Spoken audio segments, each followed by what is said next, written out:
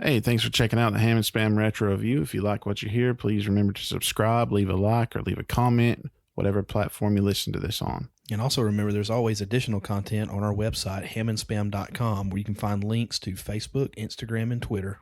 Thanks for listening. Hope you enjoy it. For even more content, check out our friends Nick and Brandon over at their podcast, Talk or Go Home.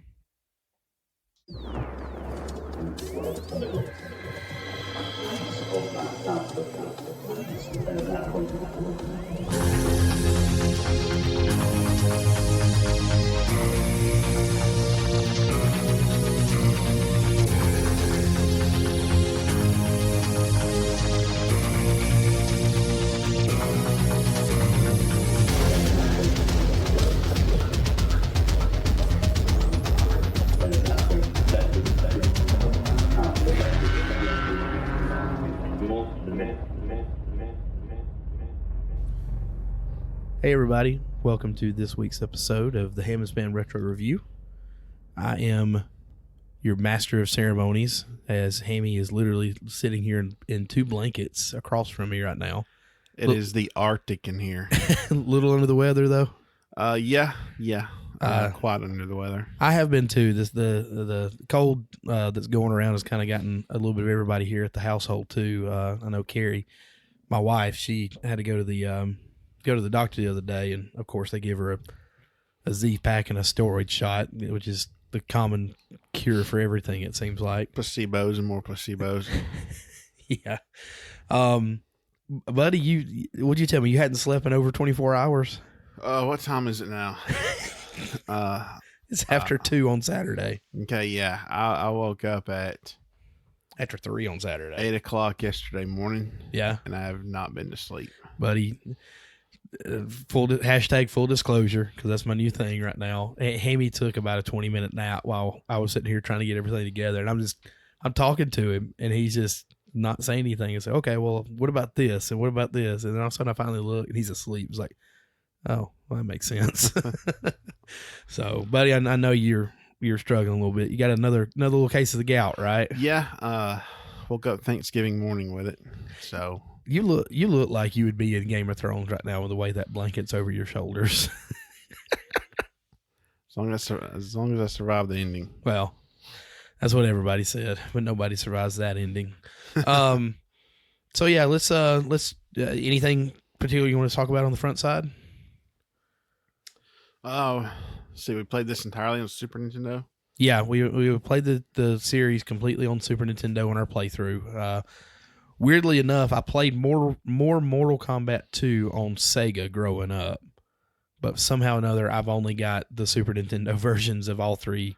Well, I've got it on Mortal Kombat 1, 2, and 3. I don't have Ultimate.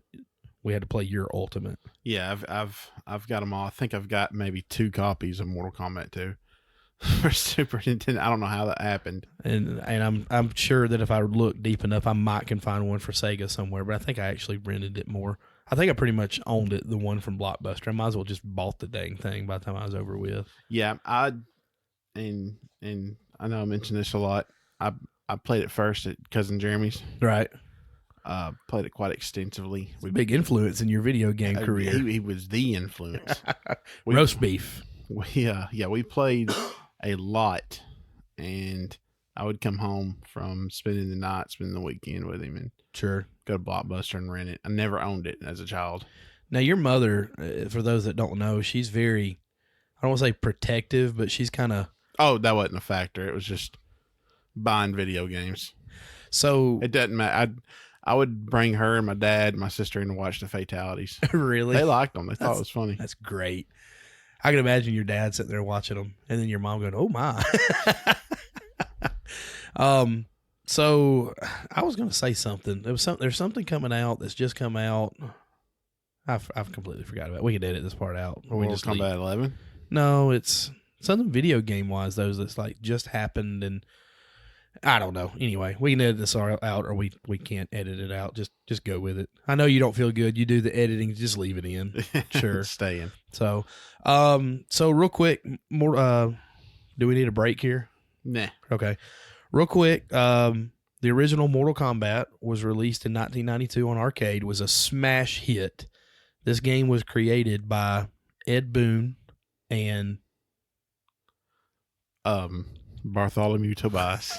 I can't remember. Is it John Tobias? I think it is. I think it is John something Tobias.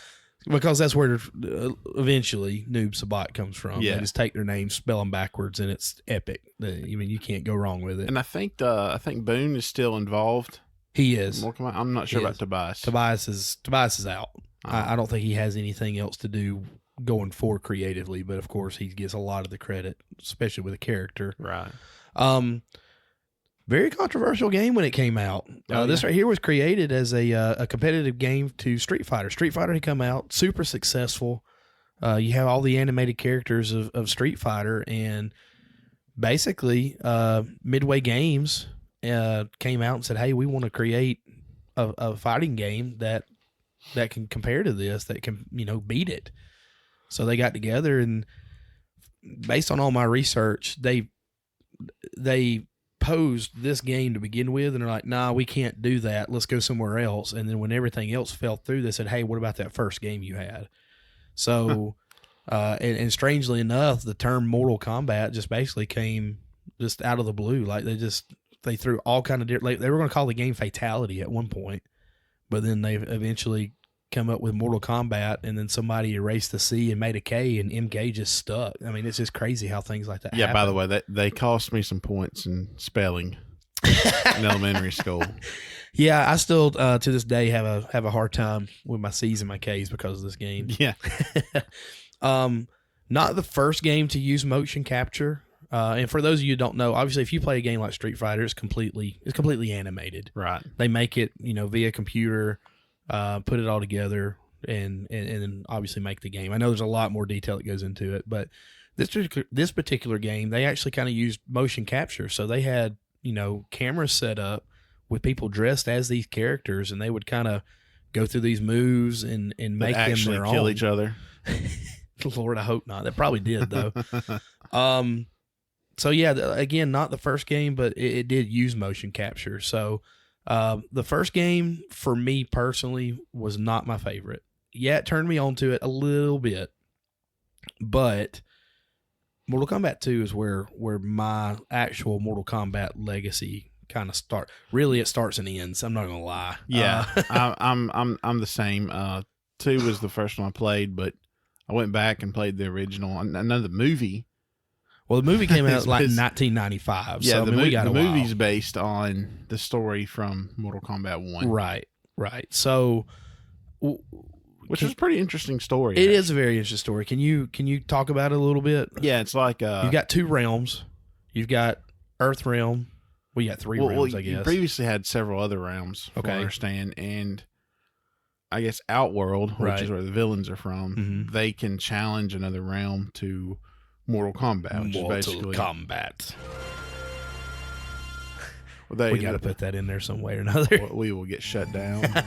There will be no movie theme on this, unfortunately. I'm sorry, but no, probably not. Blame copyright law. So Outworld can challenge these other realms to this tournament, and if they win 10 times in a row, the powers that be, the gods or whatever, let them, I think, take over the realm. Right. They conquer the realm. Right. And I think the tournament happens every 500 years. Mm-hmm. So they've conquered other realms over the millennia and eons and everything.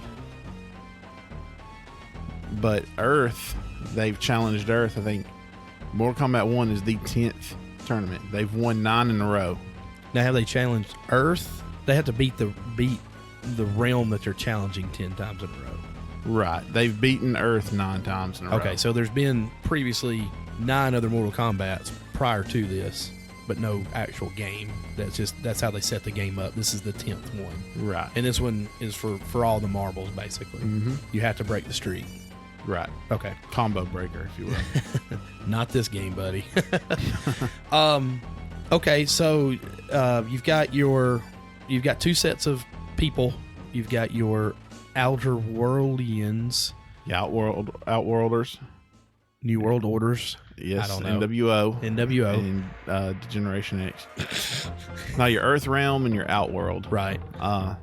Leading Earth Realm is Raiden, Mm-hmm. the god of thunder. I'm not sure which pantheon he's supposed to be from, but I think he's kind of responsible for getting Earth's fighters together to get their best fighters together to go into battle. Right, and he gets Liu Kang, who's a Shaolin monk and a direct descendant from Kung Lao, not to be confused with Mortal Kombat 2's Kung Lao, who's like his cousin. There's a lot of asterisks in this game. It almost breaks into Solid Snake, Liquid Snake, all those guys. Or like Rey Mysterio Jr., but now he's Rey Mysterio again. Yeah, then Rey Mysterio the Third, and so forth and so on. So Raiden gets Liu Kang. Right, he gets Sonya, who is a special forces cop who's after a villain known as Kano. We'll talk about him in a second. And he gets Johnny Cage, who's a movie star actor. Right. So, just looking up for things for this game, they basically said they based Johnny Cage off Jean-Claude Van Damme. Right. Which is funny because Jean-Claude Van Damme went on to play in the Street Fighter movie. Well, he actually turned down the role of Johnny Cage for the Street Fighter movie. Oh, okay. See, I didn't see that. Mm-hmm. That was something I learned just recently from a text from Jeremy. So it's like, yeah, screw you, other game. We're going to make this other game. We're like, well, we're just going to make a spin-off knockoff of you, buddy. Yeah. But yeah, so that's he's got a Shaolin monk, he's got a special forces officer, and a movie star. And then Kano is from Earth. He is, but he's on the bad guy side, I guess. Right. Well, here's the deal: the tournament is going to take place on Earth. Right. It's on an island. Mm-hmm. Shang Tsung's the one who owns the island. Shang Tsung is not the leader of Outworld, but he's the guy who's responsible for putting together the Outworld. He's fighters, like the second in command, basically. But we don't know that. We don't know that right now, but we think he's the grand poobah of everything. Right. He's a sorcerer who's been alive for thousands of years. He can steal people's souls. I think that he killed Liu Kang's brother in the game. I know he did in the movie. I was going to say, I know he did in the movie. I think that's for as much garbage as I I give the movie. That's where a lot of my I think that comes was from. Yeah. You know what? I kind of like the movie. I'm not gonna lie. It's a great thing. But anyway, guilty pleasure sometimes. I think that was Liu Kang's prime motivation for joining the tournament. Sure. You know, we're going to be taken over and enslaved. Nah, I don't care. But kill his brother, and he gets worked up. So they go to Shang Tsung's island. Shang Tsung, the old sorcerer representing Outworld, to fight this tournament. Mm-hmm. And there they find the combatants for Outworld, which involves Kano, who's an Earth. He's from Earth, but he's kind of like a mercenary. Right. He is a mercenary. Hey, you pay me a lot of money. I don't care who I'm fighting for. Right. He also has the two greatest characters of all time, Scorpion and Sub-Zero. Yes. Who are both from Earth as well. So all these fighters are from Earth. They just kind of fight for different factions. Right. Now, in the first game anyway. Yeah, they've been hired. Okay. Basically. To represent them in this tournament. Scorpion and Sub-Zero from rival clans. They're both ninjas. Right. And this is where the backstory is always it's good. Not only want to say good versus evil. It's fire versus ice. I mean, this is where and they're palette swaps of each other. Right. Scorpion being yellow. His clan was enemies with Sub-Zero's clan, and Sub-Zero killed Scorpion's clan, basically killed his family and killed him. Right. Scorpion has been brought back from the dead. That's why his eyes are empty, and he's come back for revenge against the man who killed his family. I love that. I'm not even gonna lie. And as fate would have it, he's paired with that very man, but I think he's more or less there because he wants his opportunity to kill. He wants his Sub-Zero. revenge. Right. He wants his revenge. And Sub-Zero is the blue ninja, works for a thing called the MKII. Yep. Who have aligned themselves with Outworld. Yeah, and Scorpion is part of the Tiramisu clan. I knew I'd get you with that. Delicious tiramisu.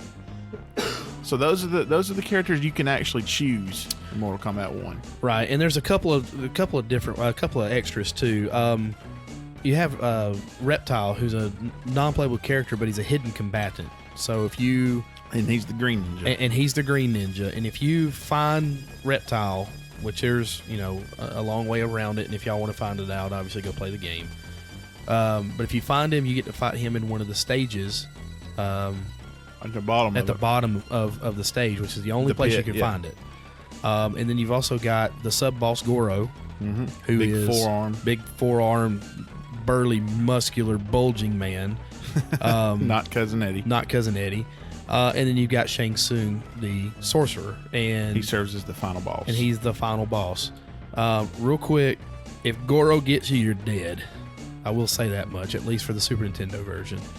If he grabs a hold of you, you're dead. Like, he'll just grab a hold of you, his lower arms and his two upper arms, he just beats you on the chest and you're dead. That round is over. Like, it is ultimate finish. I hated fighting. I hated fighting Goro. And then I can't remember. Well, the one where he jumps off the screen and comes back down, he jumps on you. That takes off like half a bar there too. So I mean, you have to be on your toes to fight him. And I do want to make reference that Shang Tsung is very, very old in this game. Like, very long beard. Looks like an old man in a nursing home. Not even gonna lie. Looks like Santa Claus gotten on methamphetamine. Yeah. Which is very possible here in Alabama. The stages, real quick. Really, the two, maybe the three that kind of stand out, obviously, are the pit, Right. and then Goro's lair, which is where the sub boss and the boss fight is, and then the pit bottom. Now, I didn't fight in the pit bottom until years later. I didn't even know about Reptile prior to the game, obviously. And then when I played 2, I was like, oh, well, they say Reptile's in 1. Let me go back and play 1, and I finally did get to him. He's super hard. Yeah. In the first one, he's quick, and he gosh almighty, he's hard. So that kind of gets through Mortal Kombat 1 a little bit. Obviously, well, yeah. As far as the story and as the story, yeah. And you're talking about how controversial this game was. Yeah, we kind of touched on that. It's kind of a, I guess, an answer to Street Fighter. Mm-hmm. Except this game had something that really propelled it to the top in the 90s, and that was fatalities. Well, not only the fatalities, but even a step down from that, just the special moves. You had your kind of fireball kind of stuff. There's a lot of magic and different things that went on in this game as well. So that made it comparable. Well, I think the moves in this, the special moves, are a lot easier to do too. Yes, because I cannot for my life consistently do a Hadouken or a Shoryuken in Street Fighter. Well, it's because you have to rotate. Like, it's almost made for arcade only. Like where, Scorpion's harpoon spear, back low punch. There you go. Simple. Is his back low punch, where like the moves for Street Fighter is like rotate from down to forward and then medium punch or whatever. Because there's like 6 buttons just for that. Well, they kind of simplified this with the Mortal Kombat, and there's only 4 buttons. High kick, low kick, high punch, low punch. Which I think we'll really dive into the differences between Mortal Kombat and Street Fighter later. Right.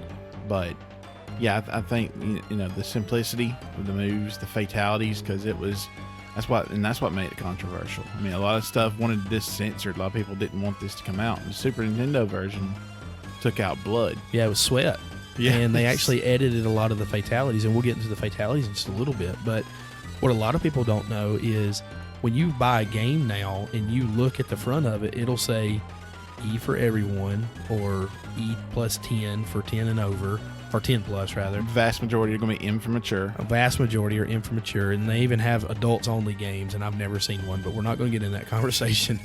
But that's where that game rating come from, is this game and this game alone. Like, there were certain states and certain towns that completely banned it. Oh gosh, Congress talked about this game, and y'all can find all kind of extra stuff on this. But it's crazy how, they went from there's an old game where basically you're in a car and you run over stick people. It's like GTA version 0 basically, and they banned that game because it's like, oh well, kids are getting in cars and run over people. So we go from that in the early 90s, right, to where it's like, we don't know if we should let this Mortal Kombat game come out, that you can murder someone. Yep. To nowadays, like anything goes. Anything goes now. Get in GTA and just do whatever whatever your little debauched mind wants to do. If it's illegal, you can do it. Yes, Just gonna go ahead and throw it out and there. you're rewarded for it. Yeah. I'm fighting a little bit of a cold too, so if you hear me cough, I apologize. So yeah, I went to Congress. They finally come up. The whole entire video game industry as a whole came up with, we're gonna put this rating system on it, and we're gonna put it back in the hands of the parents, which is who it should have been in the first place. If you don't want your kids playing it, don't buy it for them. Right. But it also told the retailers, hey, you kind of need to use some judgment. Is this kid of age to have this game? So, there was a lot of that. But Nintendo, being the family-friendly console, decided, hey, we're just going to X-nay on the blood altogether. We're not going to have any blood in it. And a lot of the fatalities we're just going to kind of censor because they're, depicting, some pretty gruesome violence getting for your the head time. ripped off and your spine dangling down. Exactly. Which is why I think the Sega Genesis version of Mortal Kombat 1 is considered the better version. And the blood code. Those are the biggest differences right there, is the blood and the fatalities. Honestly, if you compare the two, I think that a lot of the graphics and the sound and everything else, it goes in Super Nintendo's favor. And how much it matches the actual arcade version goes in Super Nintendo's favor. But the deciding factor on why a lot of people say which one's better of the two is that blood, and they kind of give the edge just barely to Sega just for that. Did you ever play this one on arcade? I played 2 on arcade. I played 2 on arcade. I might have played this one kind of back in the day. I remember seeing this played on arcade. And with the blood all spilling out everywhere. Well, I was a little kid and I was just watching it. I was like, oh my gosh, this is incredible. But I never played it on arcade. Well, while we're here, before we move on from Mortal Kombat 1, we've introduced the characters. Let's talk about some of their fatalities real quick. Scorpion probably had one of my all-time favorite. Everything in this game, this entire series, has always been Scorpion, Sub-Zero for me. Oh yeah, they're far and away 1A, the best 1B. two. Yeah. So Scorpion had the Toasty fatality, which was pretty neat because he'd rip his mask off and holy crap, there's a skull, and then it breathes fire and it roasts you to death. So. And usually you'd have the little producer's head come up. Well, no, that was 2. Yeah. They would say Toasty in the background, though. So you've got this awesome yellow ninja. Yep. Who throws a spear attached to a rope. Yep. Get over here. And screams, get over here. Just straight up iconic from the get-go. Yep. And he takes his mask off and it's a skull that breathes fire. How can you not love this character? Done. Right out the box. Done. Automatically. My second favorite, or my 1B, is Sub-Zero's fatality, and that's a head rip. So you put in the code. Another iconic.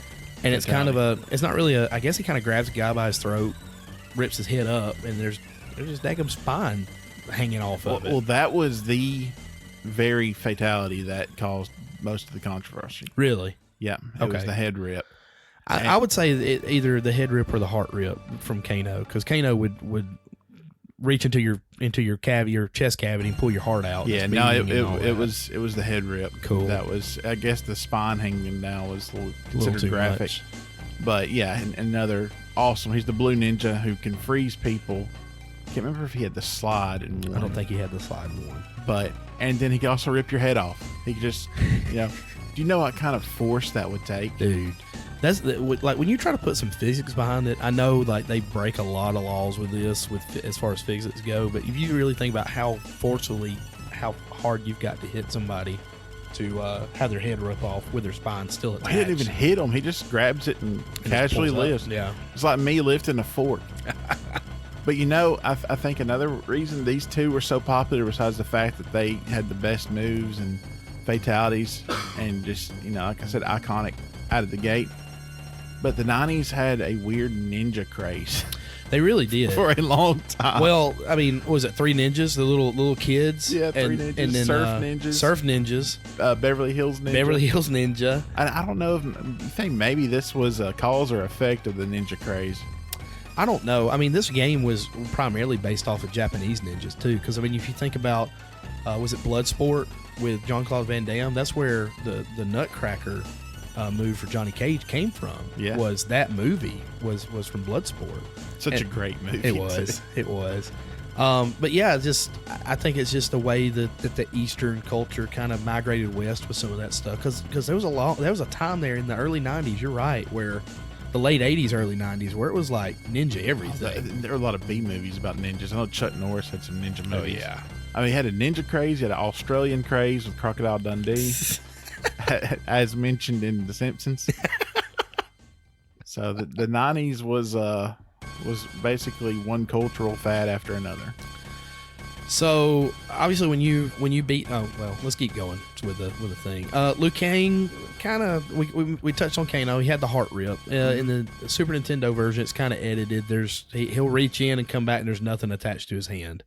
The Sub-Zero version of Sub-Zero, the Super Nintendo version of Sub-Zero's fatality, I think it's just a head without the spine.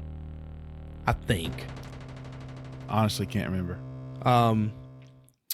Liu Kang's was just a combo. He would just do this kind of leaping around combo uppercut kind of thing. It is, kind of all for naught. Not a huge ordeal, but it was kind of cool. I mean, it was fast, it was flashy, and you got a couple of 3 or 4 hits in at one time.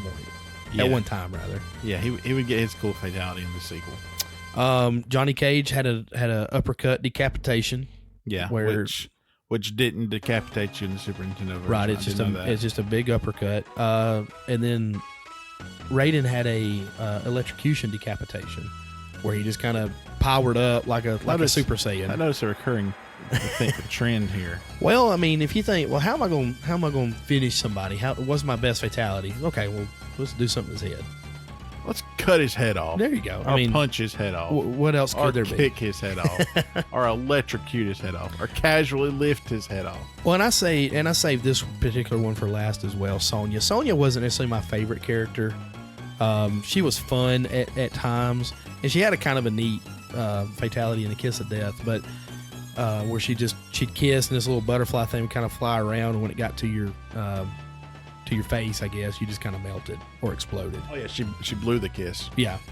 The thing about Sonya was they added her. She was the last character added to this game. Really? Yeah. It was going to be all males, and then they kind of like, well, we need to add a female to this, and that's where Sonya came into play at.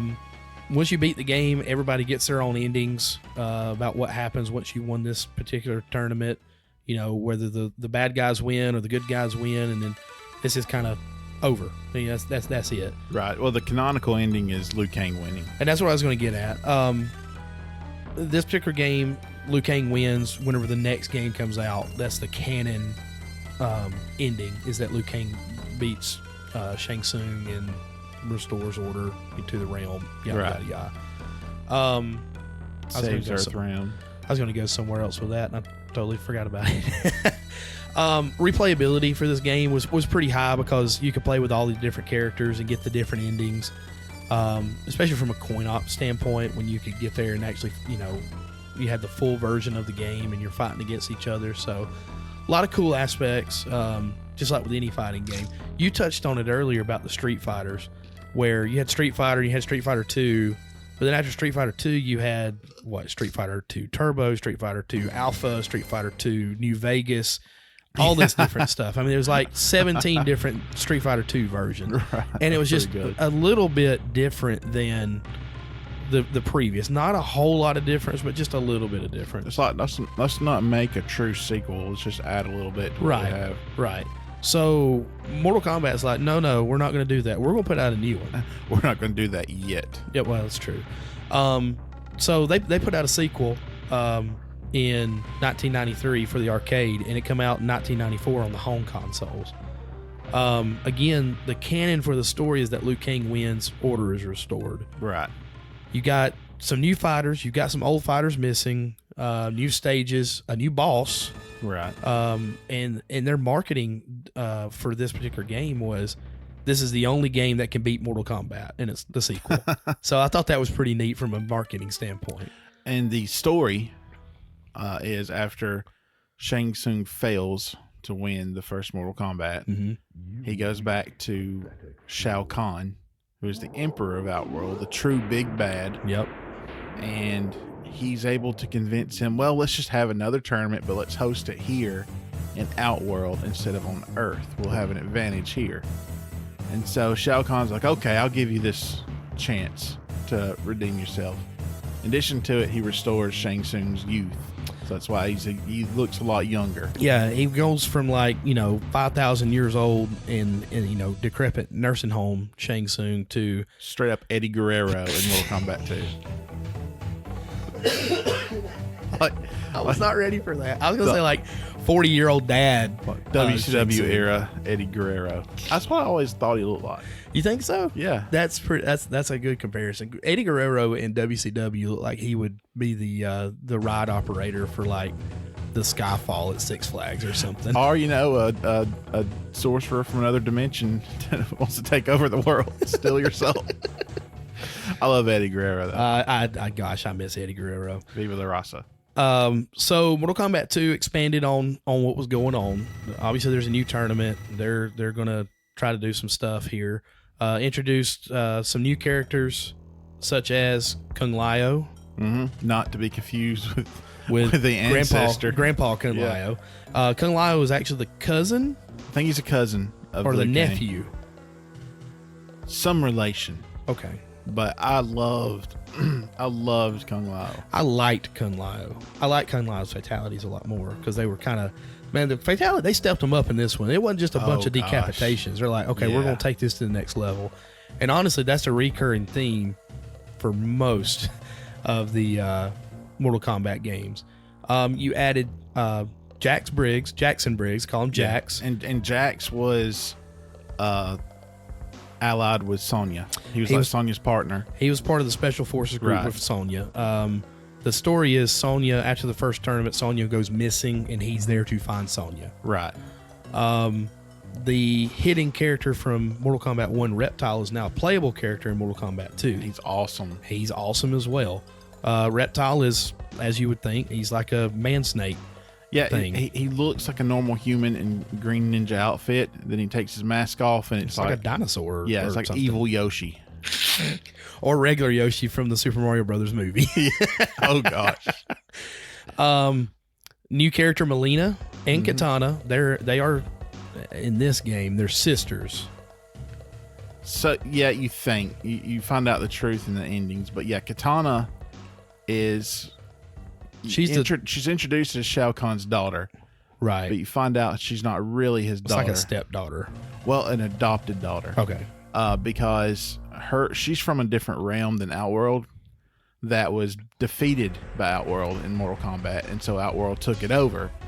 And he killed her father, who was the ruler, and took her in and raised her as his daughter. Right. But she's the princess of Outworld. Right. But she's got a vendetta against him. Right. Even though she's been trained her entire life to be this assassin for Shao Kahn, and she's been very good at it, she knows her true origins, and she wants her revenge one day. Are you taking all this from the movies again? No, this is... Yes would have been a great answer there. Melina, Katana is kind of the female ninja. I mean, she's kind of got the thing over her face, kind of hiding her identity a little bit. And then Melina is kind of the same as well. We find out she's like a clone. She's a clone, but mixed with this other species of non-human. Right. That looks like Baraka. Yeah, it's Baraka. So his species. And Baraka is our last new add character here. As said, Baraka kind of looks like, that fish that has a little thing that dangles from its head. Anglerfish. Is that what it is? Yeah. That has a little light on it. That's what Baraka looks like, is a dang anglerfish. Big teeth. Yep, because they don't go straight down in each other. They kind of come out to each other. I don't know. I'm doing hand motions and y'all can't see. He looks like Deadpool from that Wolverine movie, that god awful one. Oh God. Look, we've already mentioned Super Mario Brothers movie on this. No, let's not bring that one up. Which, by the way, let me mention this: original Mortal Kombat movie, which I actually, it's overall it's a terrible movie, but it's a guilty pleasure, like you said. Sure.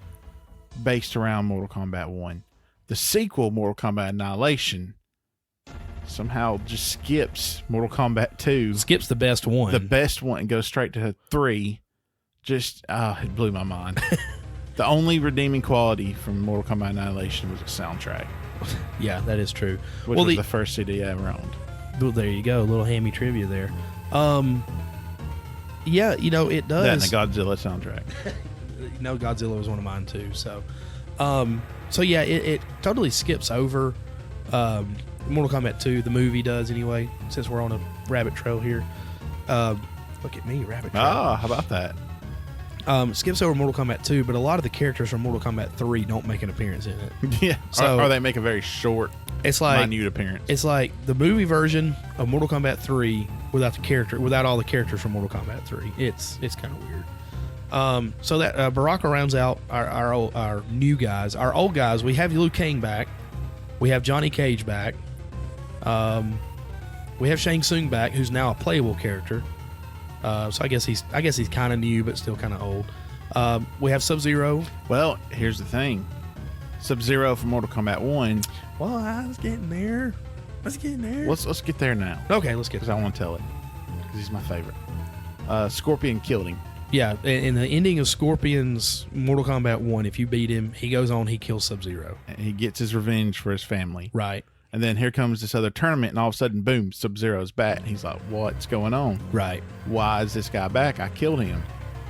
And this time around, Sub-Zero is allied with Earthrealm. Mm-hmm.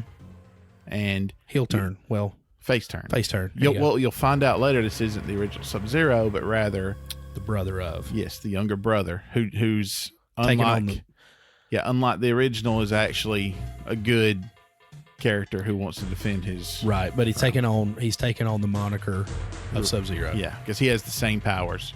Sure. And then our boy Scorpion makes another return. Of course, he's like, what? Unfortunately, still fighting for Outworld. Yeah. Is it Outworld or is it kind of NetherRealm? There's a paradigm shift there. I think it's 3 when he actually started. He kind of becomes neutral in 3, I think. Yeah, he's on Team Outworld at this point. But well, I won't spoil the rest of the story for you. There's a big, huge story twist that happens later in this series with Scorpion. So, and then Raiden, the God of Thunder and Rock and Roll, Whose outfit was awesome. I used to draw in school. I would draw the characters. Of course, I would draw the 4 ninja characters from this. 3 playable, 1 non-playable. And I would make little comics based on them. right? But they were easy to draw because they're just ninjas. But I loved drawing Raiden for some reason. The hat was cool. The hat was cool, but I liked the outfit, like the blue, that real clean, crisp blue outfit he had with the yellow symbols on it and stuff. You're a blue guy anyway. Blue's I your am. favorite color. It is. So, I mean, that has a But lot I think to my do with favorite it. color actually changes like every week, but I always, I guess, go back to blue. Well, that's why our logo ended up purple, because I think purple was your favorite color that week. But yeah, Raiden looked great in this one. It also introduces a new sub-boss since Shang Tsung is a playable character now. The sub-boss is Kintaro. Mm-hmm. And Kintaro, if I'm not mistaken, is Goro's brother? I'm not sure. Okay. I know he's obviously from the same race, another big 4-eyed brute. I think he's a He's little got tiger different. stripes on his Yeah. back, though. That was awesome to me. Yeah, I think he's a little different. I always thought Kintaro was cooler than Goro. Yeah. Come at me. I don't care. And then Shao Kahn, the beast incarnate, Yes. is Lord the big guy. Humongous himself. Dude, he was huge. Stay away from him too. I mean, Oh, he was all brutal. he was brutal in this game. I mean, it was quick too. I mean, It wasn't getting like past Kintaro was one thing, but man, yeah. There was parts of me at one point that thought that Shao Kahn was a little easier than Kintaro when I was younger. once you figure him out, Yeah. I had a tough time with both of them this go around. I really did. It was awful. what was cool is you, in the stage where you fight both Kintaro and Shao Kahn, is Right. Shao Kahn's throne, Right. and he's sitting there the whole time, and you can fight in that stage and other like when you're just doing random, regular 1v1, playing other people or whatever. But when you fight him, Shao Kahn's always sitting in his throne, but he's up. He's absent from that throne. Right. So I thought that was cool. But you see that Sonya and Kano are both like chained up. Imprisoned. Yeah. So that's where they're at. They're not dead. They've just been captured. Yeah, so they are in the game. They're non-playable characters. I remember you had a neighbor, Brian, that used to talk about that they were always unlockable and this, that, and other, and he knew how to do it. And I'm just... He also said he had a go-kart he could fold up and put in his pocket. Oh, no comment. You know, and it's a Lego. And really, if you think about it, every character from Mortal Kombat 1 returns for Mortal Kombat 2. In some way, shape, or form. Yet somehow this game is called Mortal Kombat, where you will die. Yeah, well. They all live. Yeah, that's true. The backstory of why Sonya... Except the first Sub-Zero. Well, yeah. Technically. Sub-Zero's still there, but the original's not there. We might edit out some of this. Need to take a break? No, I'm good. I'll power through it. So the backstory why they are chained up is basically they were fighting outside of the combat zone, or outside of combat. Because if you remember from Mortal Kombat 1, Sonya was chasing Kano. Mm-hmm. That was what I was always led to believe anyway. That's why, it was okay for them to fight, but they had to fight in combat. And since they were fighting outside of the tournament combat, they were imprisoned. So, gotcha. It makes sense anyway. It does, yeah. Hidden characters. Mm-hmm. We had Reptile in the first game. You had to do, whatever you had to do to get to him, where his uppercut on the bridge and so many wins in a row and flawless victories on the bridge. The pit, kind of the same thing here. The hidden combatants for this particular game is Smoke. It was easy to get to. Jade, mm-hmm. who's a little harder to get to. And then the aforementioned Noob Saibot. So for those that don't know, earlier we had said that the two developers for this game was Ed Boon and John Tobias. We'll go with it. Yeah, Tobias. So basically they said, hey, we're going to put our own character in this game, and we're going to call him, our last names spelled backwards. So Boone was Noob, and Tobias was Saibot. So they've created a character called Noob Saibot. Now, I don't think you actually learn Noob Saibot's backstory in this game. You just know that he's kind of this shadow. He's like a shadow ninja. Yeah, he's basically like Smoke is the gray ninja. Right, and smoke comes off of him. And Noob Saibot is the black ninja, like completely black. Like everything is just jet ink black. Right. Like you said, a shadow, like a walking shadow. It's like he's been frozen. Like when you get frozen and you have the frostbite. That's what he looks like. It looks like Frostbite Ninja. Yeah, like Frostbite Ninja. And again, that's another one that you can fight in this game. And spoiler alert, I'm gonna reveal his origins. Oh goodness, he's the original Sub-Zero. He is the original Sub-Zero, who's been brought back from the dead by nefarious means. Smoke is just another ninja. His backstory is a little weird. Well, he's part of the Lin Kuei with Sub-Zero, but he's best friends with the good Sub-Zero, who we will refer to as Sub-Zero from now. Yeah, because he is Sub-Zero from now on. Jade is, well, it depends on where you go with it. She's another ninja. She's Kitana was the blue ninja, Melina was the purple ninja, and Jade is the green ninja. Right. They all three kind of look alike. Long hair, face mask. We got this kind of onesie outfit, swimsuit kind of thing on. From what I understand, Jade was a sister somewhere, but in other games, it turns out she's like a servant. So I don't know where she actually is in this. I think she's a servant. I don't think she's a sister. So it's just, I guess, a coincidence that they all look alike. Yeah, well, kind of look alike. It's because graphics are very limited then. That's true. Let's see how many characters we can get out of this one model. Well, they did it. That's why Hornbuckle is just a blue Liu Kang. Yeah. A couple of things that you kind of don't really get to see, or really they don't touch on until later in the series. When you get to the Pit 2, because it's not to be confused with Pit 1, which is the exact same thing. You can kind of see two characters in the background fighting. So there's a pit in the foreground that you're fighting on as your character versus your opponent. and then there's one in the background too. Although they're not actually fighting, they're just kind of they're just kind of standing there. But the two characters, one is Hornbuckle. I want to call him Hornswoggle. I don't know why. I know why, but it's just Hornbuckle and Blaze. And it's cool that in later games they give those guys a story. Right. And basically that's what happens with later characters that we'll get into with 3 as well, because there's like some hidden code inside the game that refers to their names, and they're like, oh, who is this? So we touched in the living. I think it's the Living Forest. I think Jade pops out because you got the characters every now and then pop out from behind one of those trees with faces. Right. I think it's there. One of them pops out. I was like, who is Hornswoggle? I mean, Hornbuckle. You've done it to me. I got you. Who you. is Hornbuckle? And so I remember as a kid, I was like, who is Hornbuckle? What's going on? Who is this other character? How do I fight him?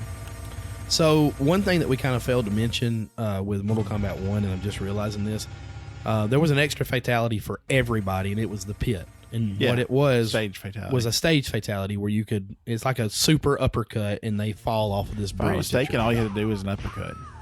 No, it was, I think everybody's was the same as like, but it wasn't just an uppercut. I know that. All right. In Mortal Kombat 2, you had, I think everybody's was the same, but it was a different button combo. It wasn't just an uppercut. Well, in 2, you had 3 stage fatalities. Right. And that's where I was leading into with that, but I just couldn't believe that we completely forgot about a stage fatality. Nah, it's not a big deal. Most notable stages from this particular game is the Pit 2, which again is a huge bridge that you can knock somebody off of. You have the Dead Pool, which is usually the first level when you start any sort of tower. Yeah, and you're fighting on a very thin walkway over acid. Over an acid pool. And that stage fatality is it's an uppercut again. Yeah, and they go flying into the acid. But whenever the body finally pops up, it's just a skeleton. And that's the pit.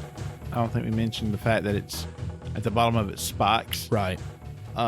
In the first one. Yeah. In 2, it's just a long drop into concrete. So whenever you fight Reptile in Mortal Kombat 1, you're actually fighting kind of in between the spikes, which is cool.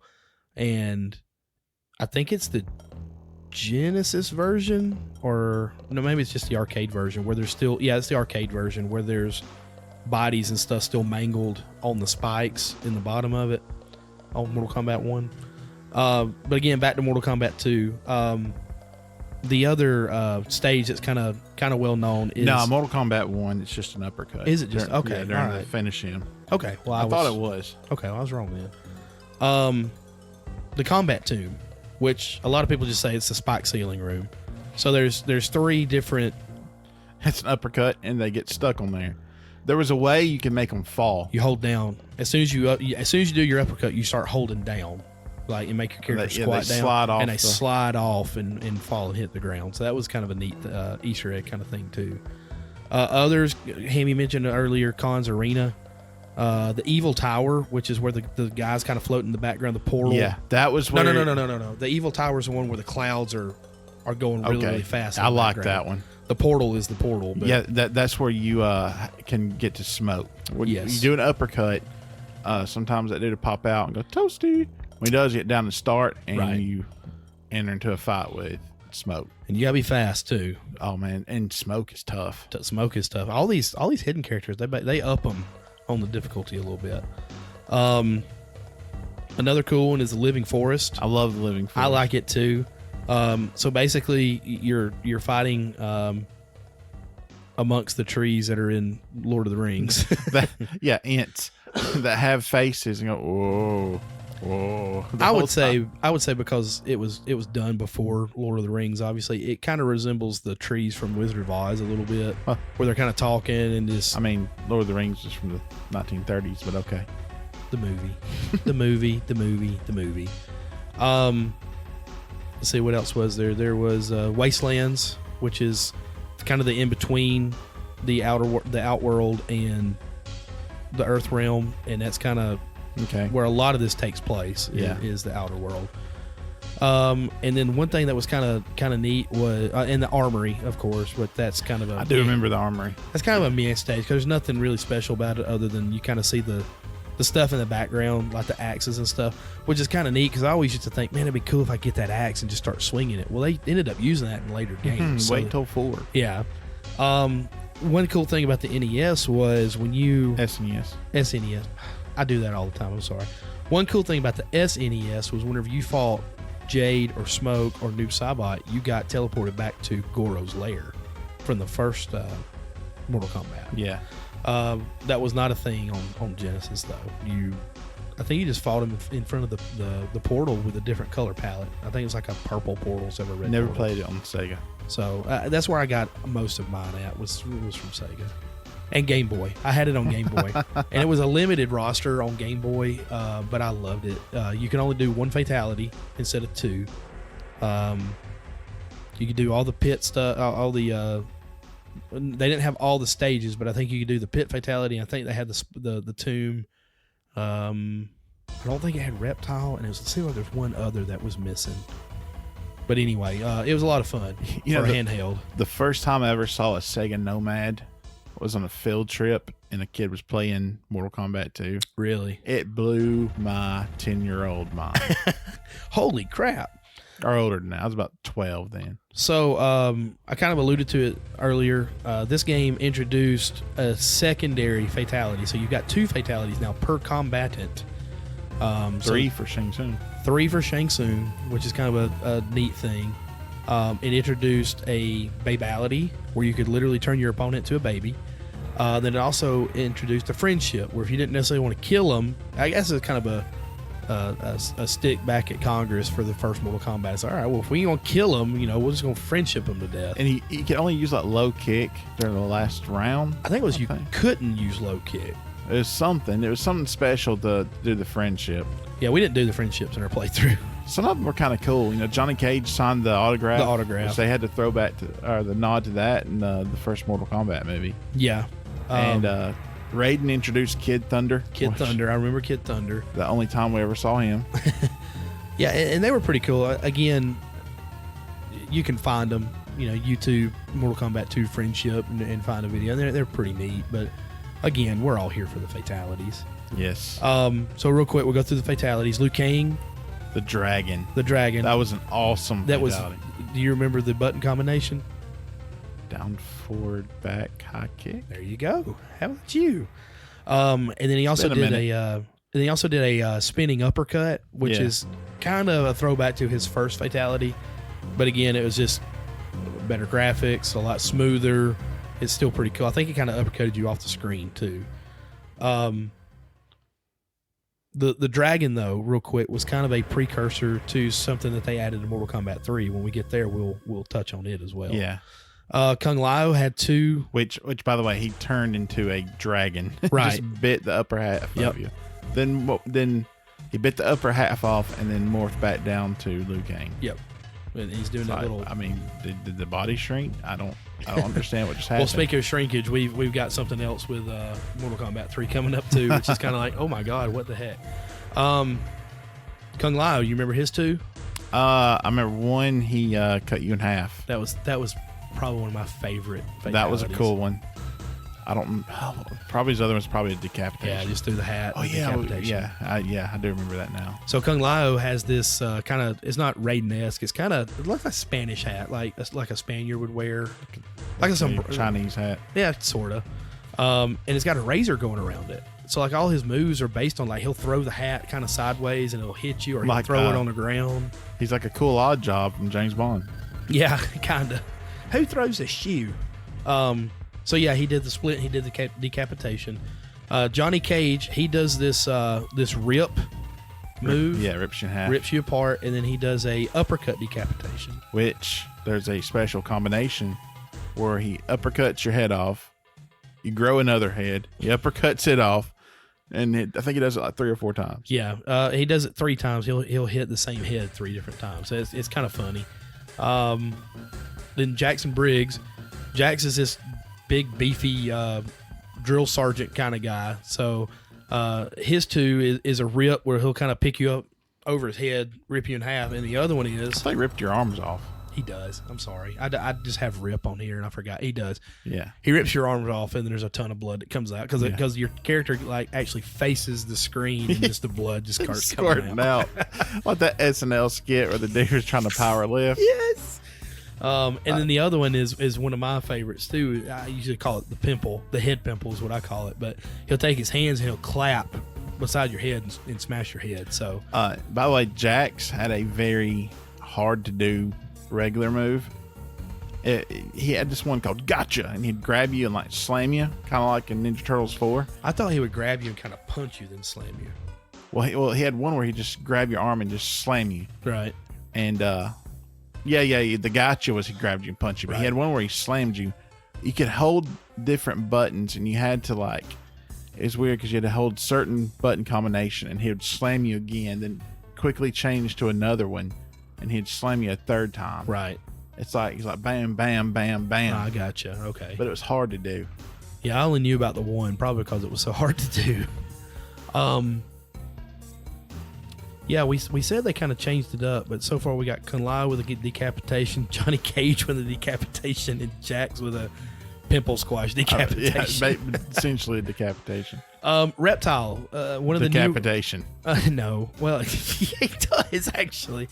Bat down, low punch. He Yoshi's your head right off. Yep. He, I think that one is what half screen distance away. Jump distance. So he will take his mask off, shows you his head, and then this, Hammy said, this big Yoshi tongue comes out and grabs your head. He rubs his belly. And then he goes, the other cool thing is when the head comes off, this big blob of blood comes up and falls to the ground too. So it's not like continual bleeding out. It's like one blob of blood comes out. So it's kind of funny. The other one is neat. Reptile had a power where he could go invisible. Yeah, and you could use it during combat. Right, and it worked, but at the same time, you kind of still tell where the guy was, because even if you blocked, you had to avoid a move completely. Yeah, well, to stay invisible. If you're playing as Reptile, you don't know where you are. Well, that's true. So I mean, it's neat, but it's not really worthwhile to do. It's not as feasible as it sounds. But he has what they call the invisible slash. So part of it is you have to go invisible first, and then you have to put in the button combination. And basically, he slashes through you and cuts you in half, and you fall over. So kind of neat, but you don't get to see the guy actually doing it. So it's the hard part about that is, once you go invisible, you don't know where you're at. Yeah, and these fatalities are you got to be in the right spot from the work. What is it? It's close. Close, sweep, jump, half screen, which I guess jump is half screen, and then full screen. Yeah. So Melina, one of the other new characters, she has two different ones. One is where she will demask and kind of shows these kind of Baraka teeth. And if you ever play the game, you know what Baraka looks like. And I guess it's like, lady, you got ugly real fast. Kind of, I don't know, like inhales them, I guess. Sucks you up like spaghetti. Yeah, that's the best way to do it. Spits out a ridiculous amount of bones. Yeah, and turns the other way and spits out bones.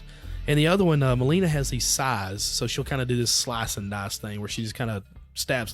Can I also mention right here that Melina has the most cheese move in the game that I absolutely hate. I was hoping you would go low here. kick. I was hoping you'd She falls through the floor, comes out through the ceiling, and does a kick. Casey, this is specifically for you. And you just keep doing that over and over, and it's hard to block. Just I don't know why. Well, and I'm going to touch on that when we get to the end. But the other one too was that roll. That roll was hard to defend too. Well, the thing about the roll is it was a harder button combination to do, so you weren't going to do it as much. But any idiot can hit forward, low kick, and spam that move like it's going out of style. Well, I referenced Casey. And that's cheap. I referenced Casey because one of the last big retro game nights we had, Casey was down. And I was destroying everybody on Mortal Kombat 2. And he found that move and beat me. And I was like, that's just cheap. That's just stupid.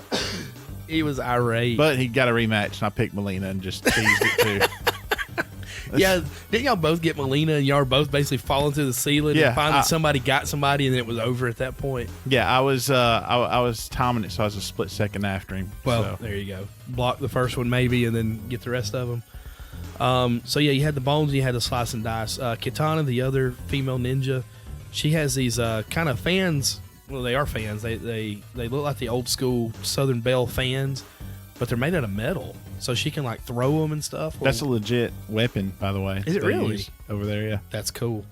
One of them is, surprise, surprise, a decapitation. So she takes the fan and opens it up and just cuts your head off. And the other one is a kiss of death. So she just kind of kisses you and you swell up and blow up. So I guess it's kind of a nod back to, are you checking me? Am I wrong? No, I got a text message. Oh. So yeah, it's kind of a nod back to Sonya a little bit. Shang Tsung, this is the only one that had 3 different fatalities. Which, by the way, Shang Tsung during gameplay could change into any of the other characters. Yeah, even in Mortal Kombat 1, and we, again, failed to mention that. He could change into anybody and use their moves, but really the fireball move in Mortal Kombat 1 that he used was pretty legit, too. Yeah, well, in 2, he had that fireball, that flaming skull. Right. You could do 1, you could do 2, you could do 3. It was always pretty cool. Yeah, in my playthrough with Shang Tsung, I played through with him just a little bit. Every time I got the 3 fireballs off, they always blocked the last 2. And I'm like, how does that happen? Like, it should be boom, boom, boom. And it's like, it hits one, they block the next 2. So I'm like... But he, I think to pick the other characters, you have to do their fatality combination. That makes sense. Okay. And so you swap into them for just a few, maybe 10 seconds. Yeah. You have access to their moves. So it's a pretty cool little thing. I did not put 2 and 2 together until 2019. I was today years old when I found that out. That does make sense because if I'm not mistaken, I think Scorpion's this whole block, press up, and release block. Yeah. So, okay. There you go. I learned something today. Thanks, buddy. That? Created a wrinkle in your brain. Yep. So Shang Tsung is most notable for the soul steal. He'll kind of hold you up and hold his hand back behind him a little bit and just steal your soul, and then you turn into not really dust, but just like everything goes away. Like dust in the wind. And then possession. What is possession? That's where he like goes in through your ear. That's it's what like he like zoom, like he's inside your body, and then you start screaming and you explode, and he's standing there. So basically, he goes down to Ant-Man size, jumps into your ear, and goes back to regular size and makes you explode. Right. Okay. There you go. Why not put that down there? The secret one was the Kentaro finisher, and if I'm not mistaken, I think you got to go to round 3 to do this, and I think you got to hold low kick the entire match, and then release low kick. Without I can't remember something like that. Without punching or without blocking, maybe. Anyway, basically at the very, very end, you turn into Kentaro and you rip your opponent in half. Yeah, he just punches the top half of him off. Sub-Zero, I'm gonna save Sub-Zero because Sub-Zero. I did like Kung Lao's, but Sub-Zero was my favorite, so I'm gonna come back to Sub-Zero. Scorpion, he had the toasty from the first one, kind of the same deal. Then he had this thing that was a slice. So basically, he's like making a Z like Zorro, and he kind of slices, I guess, kind of around your chest, and then kind of down, and then around. I think you fall apart. You had Baraka, who, surprise, surprise, had a decapitation. Another decapitation. Baraka was kind of this alligator-looking creature, as we said before, but he had these big blades that came out of the top of his forearms. And were they in the game? They weren't retractable. I think in the movie maybe they were. No, they were in the game. Were they? Okay. Yeah. I always remember that. It always seemed like he always had them. Which, by the way, if you play a drinking game to Mortal Kombat 2 for decapitations, you will die of alcohol poisoning. Apparently. So he's got these big blades that come out. He'll kind of do the slice and dice, and I'm motioning here for Hammy to see, and nobody else can see. It's quite humorous. So he kind of does this slice and dice thing as a regular move. Well, he'll decapitate you with a blade, then he also does the impale. So he'll take his 2 sword forearm thingies and stick them in your chest and kind of raise up. And he'll eventually resist, and you'll slide down, and it says fatality. And then everybody's favorite thunder god, lightning god, whatever he is, Raiden, he does two different ones. He does an uppercut explosion, which I guess he just kind of uses the power of the lightning to make you explode when he uppercuts you. Explode into bones. And the other one is pretty cool too. And I guess this is where I got the Kentaro fatality and the Raiden fatality mixed up, because this particular one is... Yeah, you got to hold a button for a long time. You got to hold a button for like the entire round, basically, is what I ended up doing. But then you had to spam that button super, super quick to keep it going. So what he would do, it's like he's saving up all his electrical energy inside of it or whatever. And then when you do the button combination, you release the low kick, I think it is. He kind of looks like he's tickling you. Yeah, but he's killing you. But he's actually killing you. He's pumping you full of electricity, and eventually you'll explode. Those aren't happy tickles. Tickle rockets. So yeah, those were those fatalities. Now we're gonna go back to Sub-Zero, because Sub-Zero was my guy in Mortal Kombat 2. I love some Scorpion, but Sub-Zero was my guy in Mortal Kombat 2. Well, Sub-Zero, first of all, had the ice grenade, which was a full screen fatality. Yep. He threw a snowball that blew you up. Right. The other one was interesting in that most other fatalities you had to enter one button combination. For this one, you had to enter two different ones. Mm-hmm. The first one, I think, was 4-4 down high kick. That sounds right.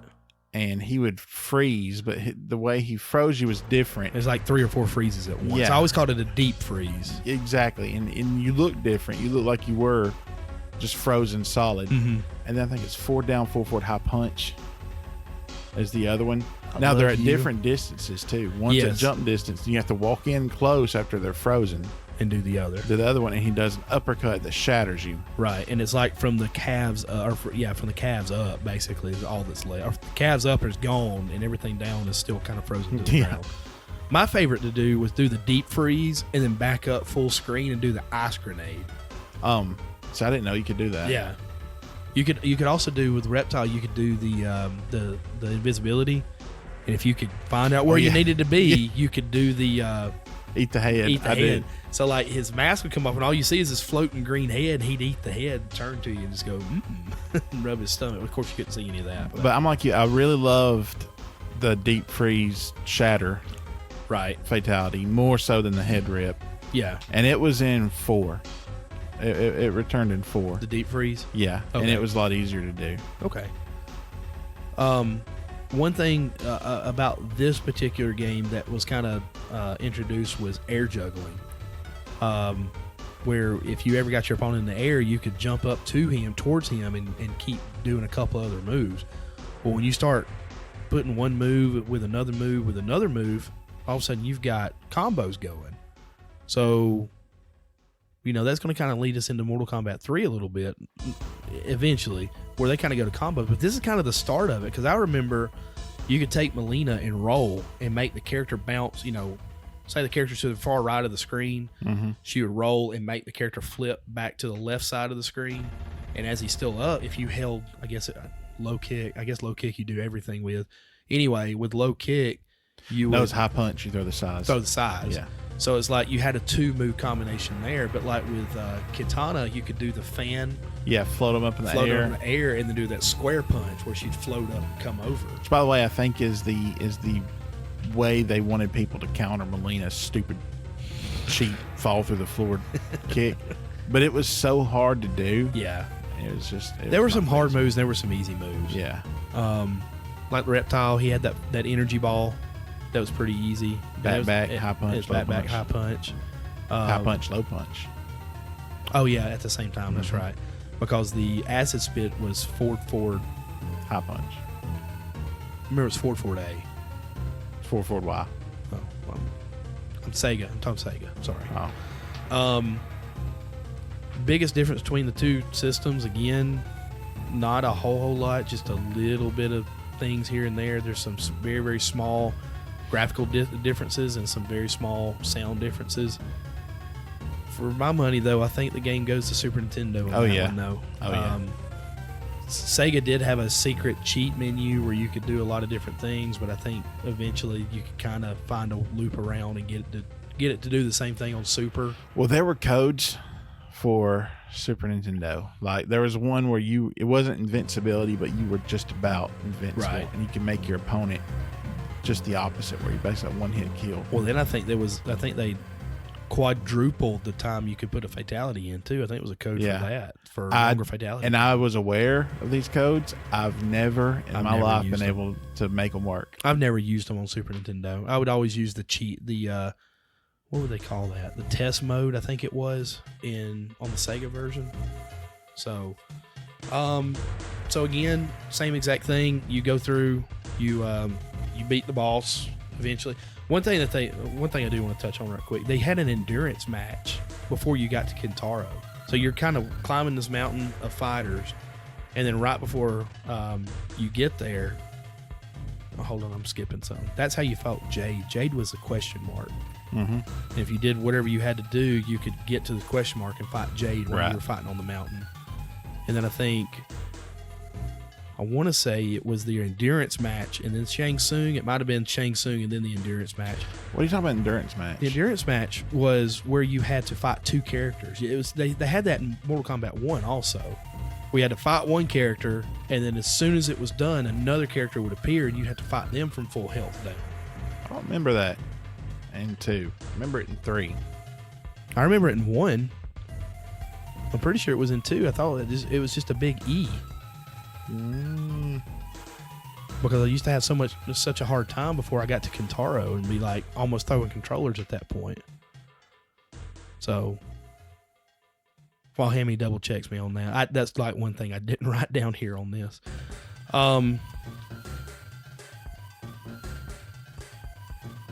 Keep going. I'm kind of done before we get to Mortal Kombat 3. Everybody has their own. We'll come back to it. Okay, everybody has their own story, kind of like in Mortal Kombat 1. But the canon story, again, is that Liu Kang wins. Right. So you're starting to kind of see a pattern here. Not a fan of the way they did that. Mortal Kombat. Not a real fan of the way they did that, but at the same time, I kind of understand because they can't have everybody winning, and this isn't a time where like you have memory cards and you're bringing from port to port, kind of like Mass Effect, where it's like, oh, we can read what you did the last time and say, okay, well, this is the story for Scorpion winning Mortal Kombat 1. Endurance matches were not in 2. Okay. They were in 1 and then 3. In 3. Okay, that's where I'm getting it confused at. This one, by the way, Mortal Kombat 2 is my favorite. Oh, absolutely. My favorite fighting game. Yeah. Period. I couldn't get past. The only thing that could rival it might have been Primal Rage. I knew you were going to go there. I don't know why I knew that, but I knew you were going to go there. When did Primal Rage come out? So I don't know. It's not 95, 96 because 90s. That's all I know. Because Killer Instinct come out right after Mortal Kombat 2. Killer Instinct was good. Yeah, I did like me some Killer Instinct. I kind of followed that story a little bit, and then of course when it went away for 20 years or whatever it was, I lost track with it. Now I just really don't play it. Oh, the new one, but anyway, going back to the canon and the story, Liu Kang wins. Yay! I mean, that's it. Shao Kahn and Shang Tsung are like fold again. Yep. So when we started into number 3, number 3 come out in 95, and if I'm not mistaken, it was released in late 95 as well on the home console. So if you kind of put 2 and 2 together, we're kind of getting really, really quick about releasing games after they've been in the arcade. Good news is we have Mortal Kombat 3. The bad news is we have Mortal Kombat 3. So for the record, whenever I was growing up playing this, for some reason I bounced back and forth. I played 1 and 2 on Sega primarily. And then my buddy Charles got 3, and he was all about the combos and everything. And I sucked at Mortal Kombat 3.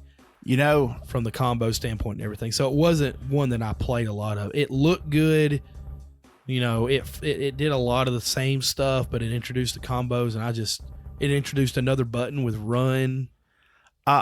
There's a great SNL skit, classic SNL skit, where Chris Farley is at some restaurant, and they inform him that the coffee that he has been enjoying is actually decaf. His whole reaction / response to that revelation was my exact reaction to Mortal Kombat 3. Yep. It's like Mortal Kombat 3. I'm happy. Raiden and Scorpion aren't in it. What? You son of a... Yeah. Why you? That was a deal breaker from the get-go. Yeah, I believe so. And it's like, well, at least they've got Sub-Zero. Oh, he's wearing suspenders. What is going on? And he has a weird tattoo over his eye. It's supposed to be a scar, but that's way too wide to be a scar. Exactly. Like, if that was really a scar, his eye would be gone. The story from Mortal Kombat 3 is that Shao Kahn has found a loophole to invade Earth. What? Yeah, he's like, well, I couldn't do it with 2 Mortal Kombats, so I've got a loophole. My wife died several centuries ago, so I'm going to have her brought back from the dead on Earth. So that means I have to go to Earth to get my wife back. And the gods and the elder gods and the powers that be can't do anything about it. Exactly. So he does that, has her brought back on Earth, so he's able to kind of merge Outworld and Earth somewhat. So that sets up Mortal Kombat 3, which isn't actually a Mortal Kombat tournament. No, it's not, but you fight it like it is. Exactly. Real quick, I did forget to mention something. One cool thing about Mortal Kombat 2 on SNES, there was a way, I think it's a code that you had to put in. I might be wrong on that because I've never been able to do it, and then we didn't play the game together, so we weren't able to do it. But there's a way to have teams where you can have a team of 4 versus a team of 4. Really? Yes. Was not on Sega. Was not even in the arcade. It was a team of 4 versus a team of 4. Any 4 you wanted versus any 4 I wanted. We may have to do that while you're here and maybe post it to Twitter or something about how awesome it is. Interesting. Yeah, we'll have to dive into that one a little bit. But I did want to throw some way that to out record our gameplay. So anyway, back to Mortal Kombat 3. So yeah. Part of what Hammy said was, Shao Kahn's wife. Well, that's Sindel. Mm-hmm. Sindel was his queen, and if I'm not mistaken, Sindel is Katana's birth mother, I believe. I kind of lose track of everything after Mortal Kombat 2. A little bit for me too. But you might be right. But that might be also the movie. That might be the movie. I was going to say the same thing. That might be the movie I'm thinking about.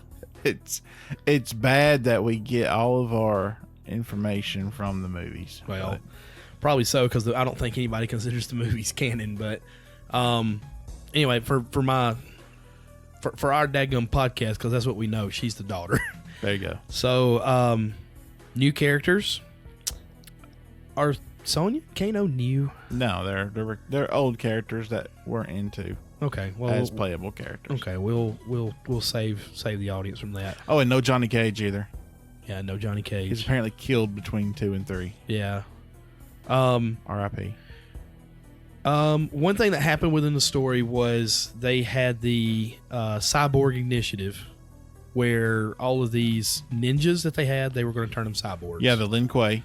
All the Lin Kuei, and that is... They chose Sub-Zero, Smoke, Cyrax, and Sector to be turned into robots. Right. And Sub-Zero and Smoke were like, nope. So they got out of there, but they captured Smoke. Eventually. Yeah, and made him a cyborg anyway. So now Smoke, Sector, and Cyrax, who are 2 new characters. Yes. So also known as Mustard and Ketchup, are Lin Kuei cyborg ninjas. It's not hiding from the microphone, but I'm laughing. Oh my God. As if ninjas couldn't get any cooler. Now they're cyborg ninjas. So the Lin Kuei clan has sided with Outworld. Sub-Zero says, I've had enough of this. They're sending cyborg ninjas after me. They're trying to destroy my home. So I'm out. He's gone full rogue from Lin Kuei, just like Perry Saturn from Raven's Flock. And is joined with his friends Liu Kang and Kung Lao as full-fledged Earth defenders. Shaolin monks. Not really, but anyway. So yeah, new characters, Sector and Cyrax. Sector's Ketchup, the red robot ninja. I could never get those 2 straight. Which one was which? Cyrax was always my favorite, and I just knew he was the yellow one. So. Okay. Cyrax, the aforementioned Cyrax. is the yellow robot ninja. You have Nightwolf. Nightwolf, I guess, is an Indian. I mean, obviously. Turok. Yeah. You have Cabal, and Cabal's got a neat kind of backstory kind of thing too. Cabal.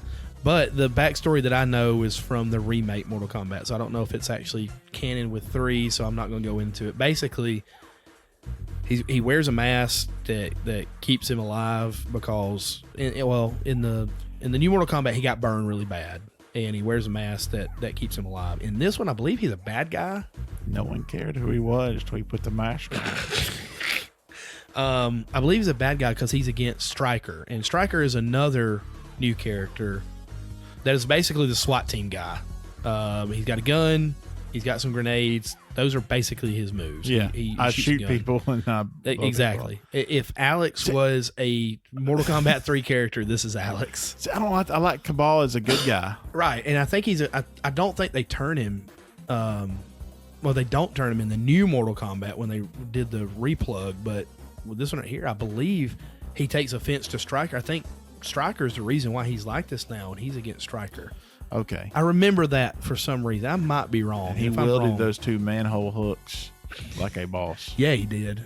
And that dash that he did that would spin people around. Yeah, he was a great character. He was a good character. Sindel, we talked about her a little bit. Shiva.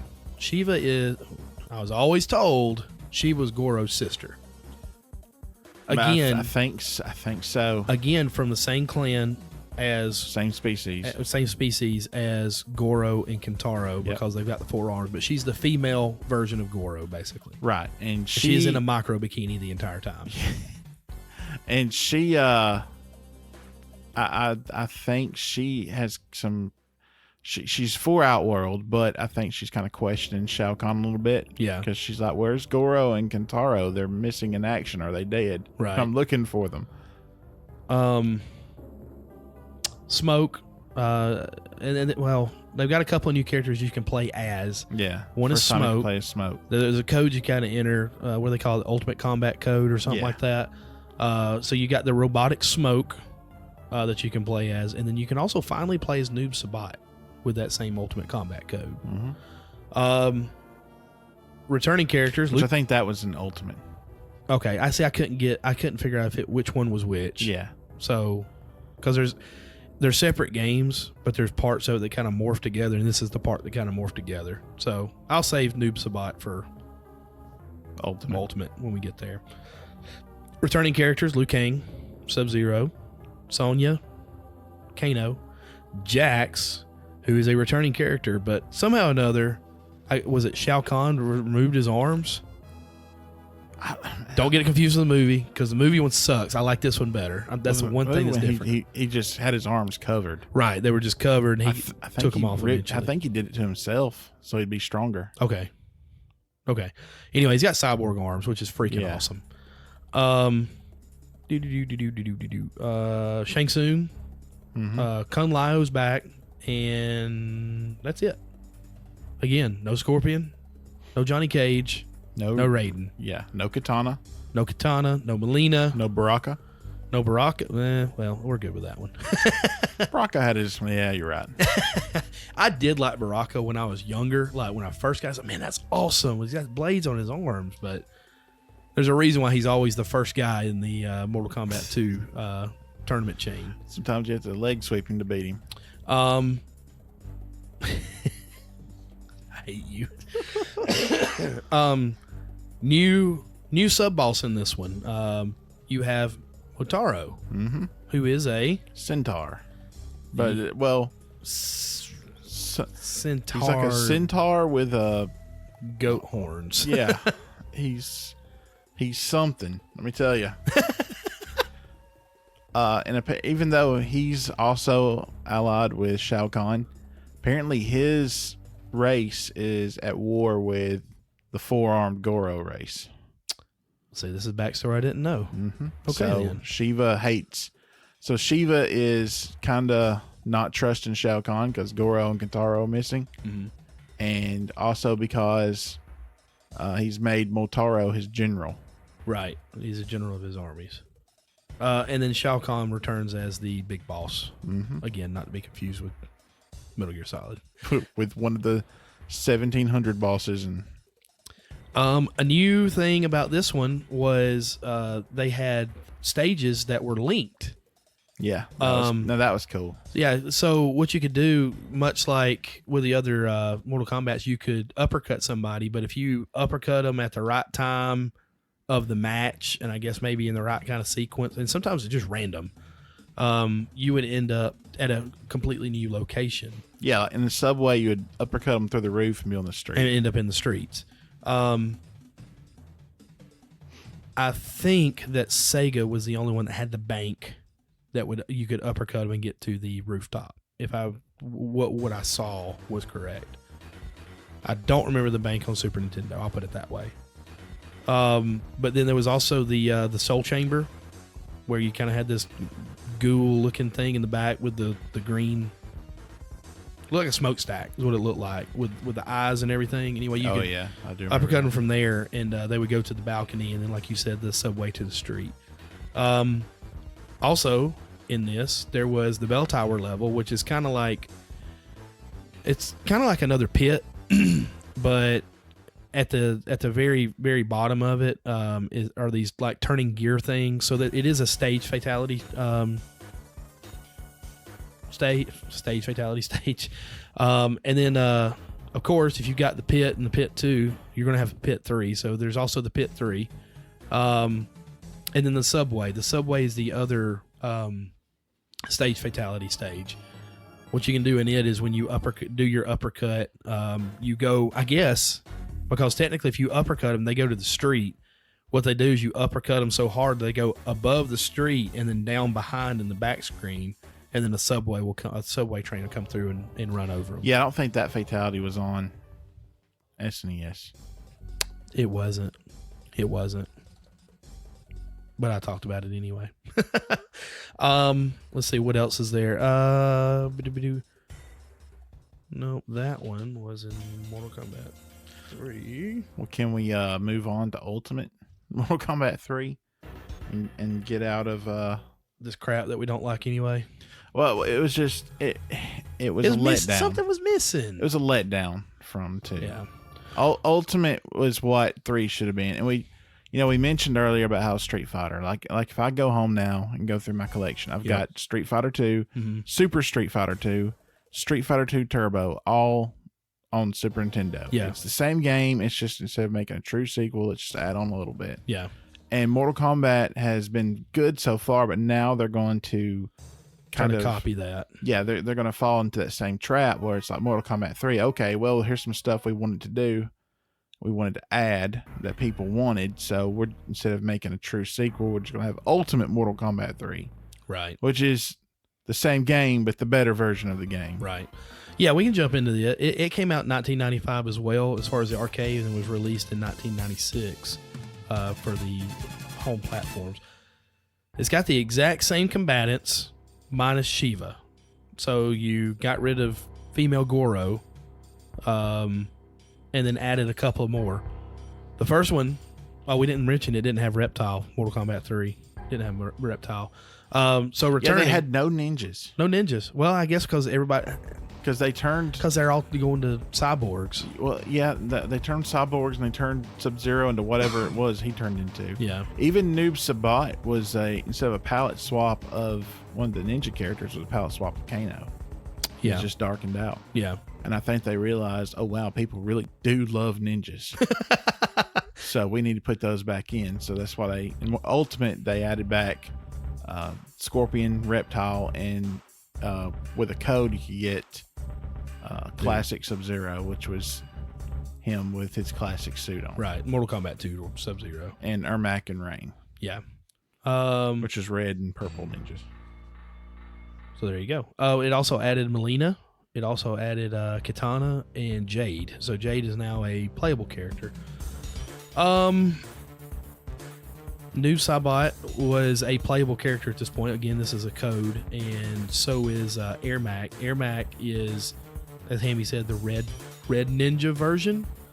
And then Rain. I couldn't find if Rain was a playable character in this one. I know he is in like Trilogy and those ladder games that are kind of... Yeah, I couldn't find it either. I couldn't find if he actually was or not. And again, I didn't play Ultimate Mortal Kombat 3. So before we move completely away from Mortal Kombat 3, because Mortal Kombat 3 did introduce something that was kind of neat but kind of silly at the same time, and that was animalities. Oh yeah, animalities. And this is what you were saying. Liu Kang's dragon form was kind of a precursor, right? So I guess it was pretty successful from the standpoint from Dragon Ball. Listen to me, I gotta take a minute. From when Liu Kang would turn into the dragon in Mortal Kombat 2, and how everybody's like, "Oh man, that's awesome!" And plus, it's an easy code to enter the down forward back high kick, low kick. No, you're right. Oh, high kick. Where a lot of people were doing it, and they got a lot of feedback from it. So okay, well let's introduce this. So they introduced aminalities, not to be confused with bestialities, because I always call it bestialities for some reason. Please don't look that up. Yeah, please. That is not worth a Google. Please do not. Very do that. illegal. So real quick, I do want to go over the animalities for the Mortal Kombat 3 characters. Okay. Because I think they took animalities out of Ultimate, if I'm not mistaken. Is that right? And maybe they were back in Trilogy because they kind of combined everything. Maybe, because I think Scorpion can turn into a giant scorpion. That sounds like a thing. I may have dreamed that. I don't know. That sounds like a thing. You're going to be severely ticked off when I tell you this. Okay, so just real quick. Liu Kang turns into a... dragon. There you go. Makes sense. Sub-Zero turns into a... polar bear. Sure. Sonya turns into... no clue. Sonya turns into a bird. What? Just a big green bird. Kano would turn into... what would you think? Platypus. Aardvark. Kano turns into a spider. Jax turns into a lion. Sector turns into a bat. Cyrax turns into a shark. He has a pretty cool one where it's this big great white shark that comes up out of the bottom and eats you. Nightwolf turns into a wolf. There you go. That was a question mark. You kind of had to. It'd be fun if he turned into a deer. Yeah. Cabal turned into a rhino skeleton. I don't know why it's a skeleton, but it was a rhino skeleton. Sindel turned into a wasp. Shiva, what would you think Shiva would turn into? A giant scorpion. A giant scorpion. Because I'm looking at it right They screwed the pooch. Oh my gosh, I just saw what Scorpion turns into. Yeah. Nah. And that's why I can't figure out if animalities were in Ultimate or not. Stryker turns into a T-Rex. That was pretty cool. Kung Lao turns into a leopard. Shang Tsung turns into a cobra. Smoke turns into a bull. And Noop's bot turns into an anteater. Oh my gosh. What were they smoking? Something really, really good. Did you say scorpions yet? I'm about to get there because I've seen them through YouTube because, again, I played 3, not Ultimate, in the review. So I've seen them on YouTube, so I know they're there. I don't know if they're like in Trilogy or maybe the PlayStation version or something like that. What was the one for Nintendo 64 right after that? Was it Trilogy? Yeah. Okay. Well, there was another one, wasn't there? Mortal Kombat 4, and that one, Scorpion can turn into a scorpion. Okay. So, in Ultimate Mortal Kombat 3, you had Jade, who turned into a kitten. You had Katana, who turned into a bunny rabbit. You had Reptile, who turned into a monkey. Yeah. What? What? Exactly. Why? Did they not see? Yeah, exactly. The Mario Brothers movie. You had Rain, who could turn into an elephant. And again, I don't know. So I guess he is playable then. I guess. I don't know if the video I was watching was from Ultimate or not, though. Because do they just have a dartboard with animal names, just chunking them at them? Melina turns into a skunk. What? Yeah. Ermac turns into a frog. You know, at this point, I would think, guys, we really should have done these animalities. Exactly. Animalities. And that's why they were, like, taken out. It's like, gentlemen, I can't even pronounce this. Yeah, Ermac turned into a frog, and then all of a sudden the frog gets a huge mouth and eats you. Like, what the heck? And I saved the best one for last, Scorpion. I saw it. It's disappointing. It's absolutely insulting. Scorpion turns into a friggin' penguin, and the penguin lays an egg, and the penguin walks away, and the egg blows up. A freaking penguin. That is why Mortal Kombat peaked at number 2. Oh my goodness gracious. Yeah, so animated. I didn't do them a whole lot. You had to do the mercy. There was a mercy.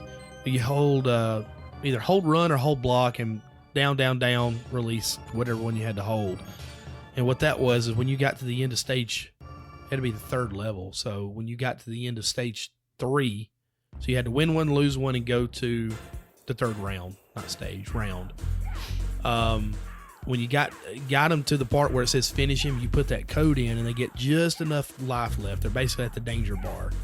Then you have to beat them again. And then after you beat them, that kind of unlocks the ability to do the animality. Roll time. They added a couple of stages. You had Jade's Desert, which was a cool level. It's kind of this big square in the middle of the desert. You got Cyrax in the back struggling to get out of the sand. Yeah, that was apparently a reference to his ending or something. I guess so. Then you got Scorpion's Lair, and then when you do your uppercut, this is the only one that they added. Whenever you do your uppercut, you go into they call it Khan's Cave. I guess Shao Kahn's Cave, and it's got this big winged demon kind of thing. He seems like the kind of guy to name everything after himself. Exactly, like an evil Batman. I was gonna say Batman. And then there's a purple portal where you fight the hidden characters, and then it is available to play there after you've unlocked all the hidden characters. So, excuse me. Brutalities were introduced in Mortal Kombat 3, Ultimate Mortal Kombat. So 3. is that just a more brutal fatality? It's yes. Because let me tell you, sucking someone up like a piece of spaghetti and spitting their bones out is pretty brutal. You got to go to some extremes to beat that. Well, basically, it's just because they did so many combos. It's just a beat 'em up combo, and it basically finishes with an uppercut. Let me guess, it decapitates them. No, it doesn't do anything to them. You just beat the mess out of them. See, they stopped decapitating people and it went downhill. Yeah, well, you have a point.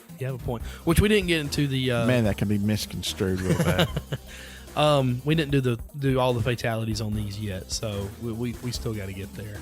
But it kind of reminds me of the ultra combo that you can do in Killer Instinct, which I think Killer Instinct came out either right before or right after this game. I'd have to look and see when the release date on that was. I want to say it was 94, and this was in 95, so it might have been right after.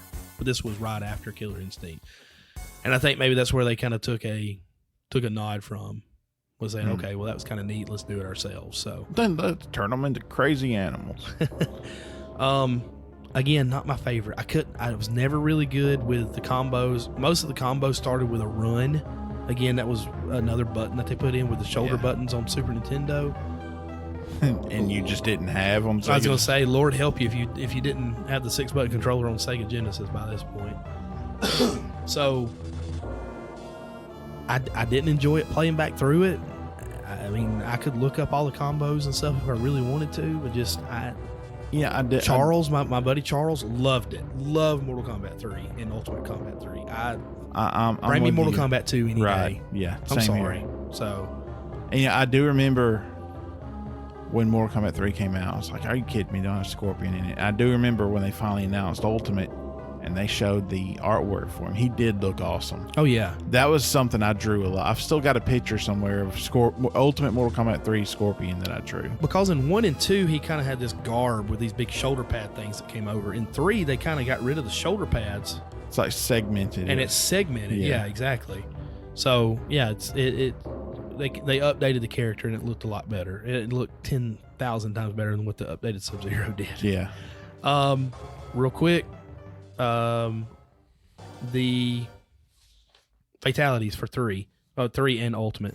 It's all you. I didn't do it. I didn't play it. I've done them. I remember Sub-Zero would lift people over his head, freeze them, and then shatter them. Yep. And then he had a censored fatality.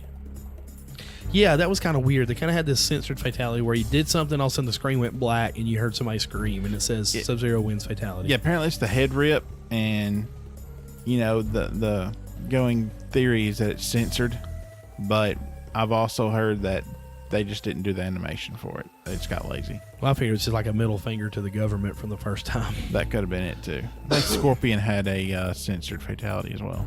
Yeah, it was partially censored. Like, you didn't see what exactly. Like, he put his hands up above his head, and it's censored, and all of a sudden it came back, and the guy was on fire. Like, it didn't show you what happened in that time frame. Well, obviously he set him on fire. Exactly. It was like, are we not looking at the gasoline in the lighter or something, or what's going on? Well, you didn't see me do it, officer. Exactly.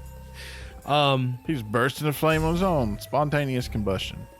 So you mentioned Sub-Zero earlier. Sub-Zero had two. He had a the freeze and then break them above their head, and then he also had this thing that was a frost breath, where he kind of, blew his breath because he got frost breath, and you froze and you Got fell that over minty backwards. fresh. He got some Icebreaker. some Arctic Icebreaker blast commercial gone wrong. Yes. So he kind of gets his frost breath, and then the opponent falls over and shatters into pieces. So That would be a great commercial for gum, though. Minty fresh breath. You'll murder everyone. that lasts and lasts. They kind of changed Sub-Zero up here just a little bit.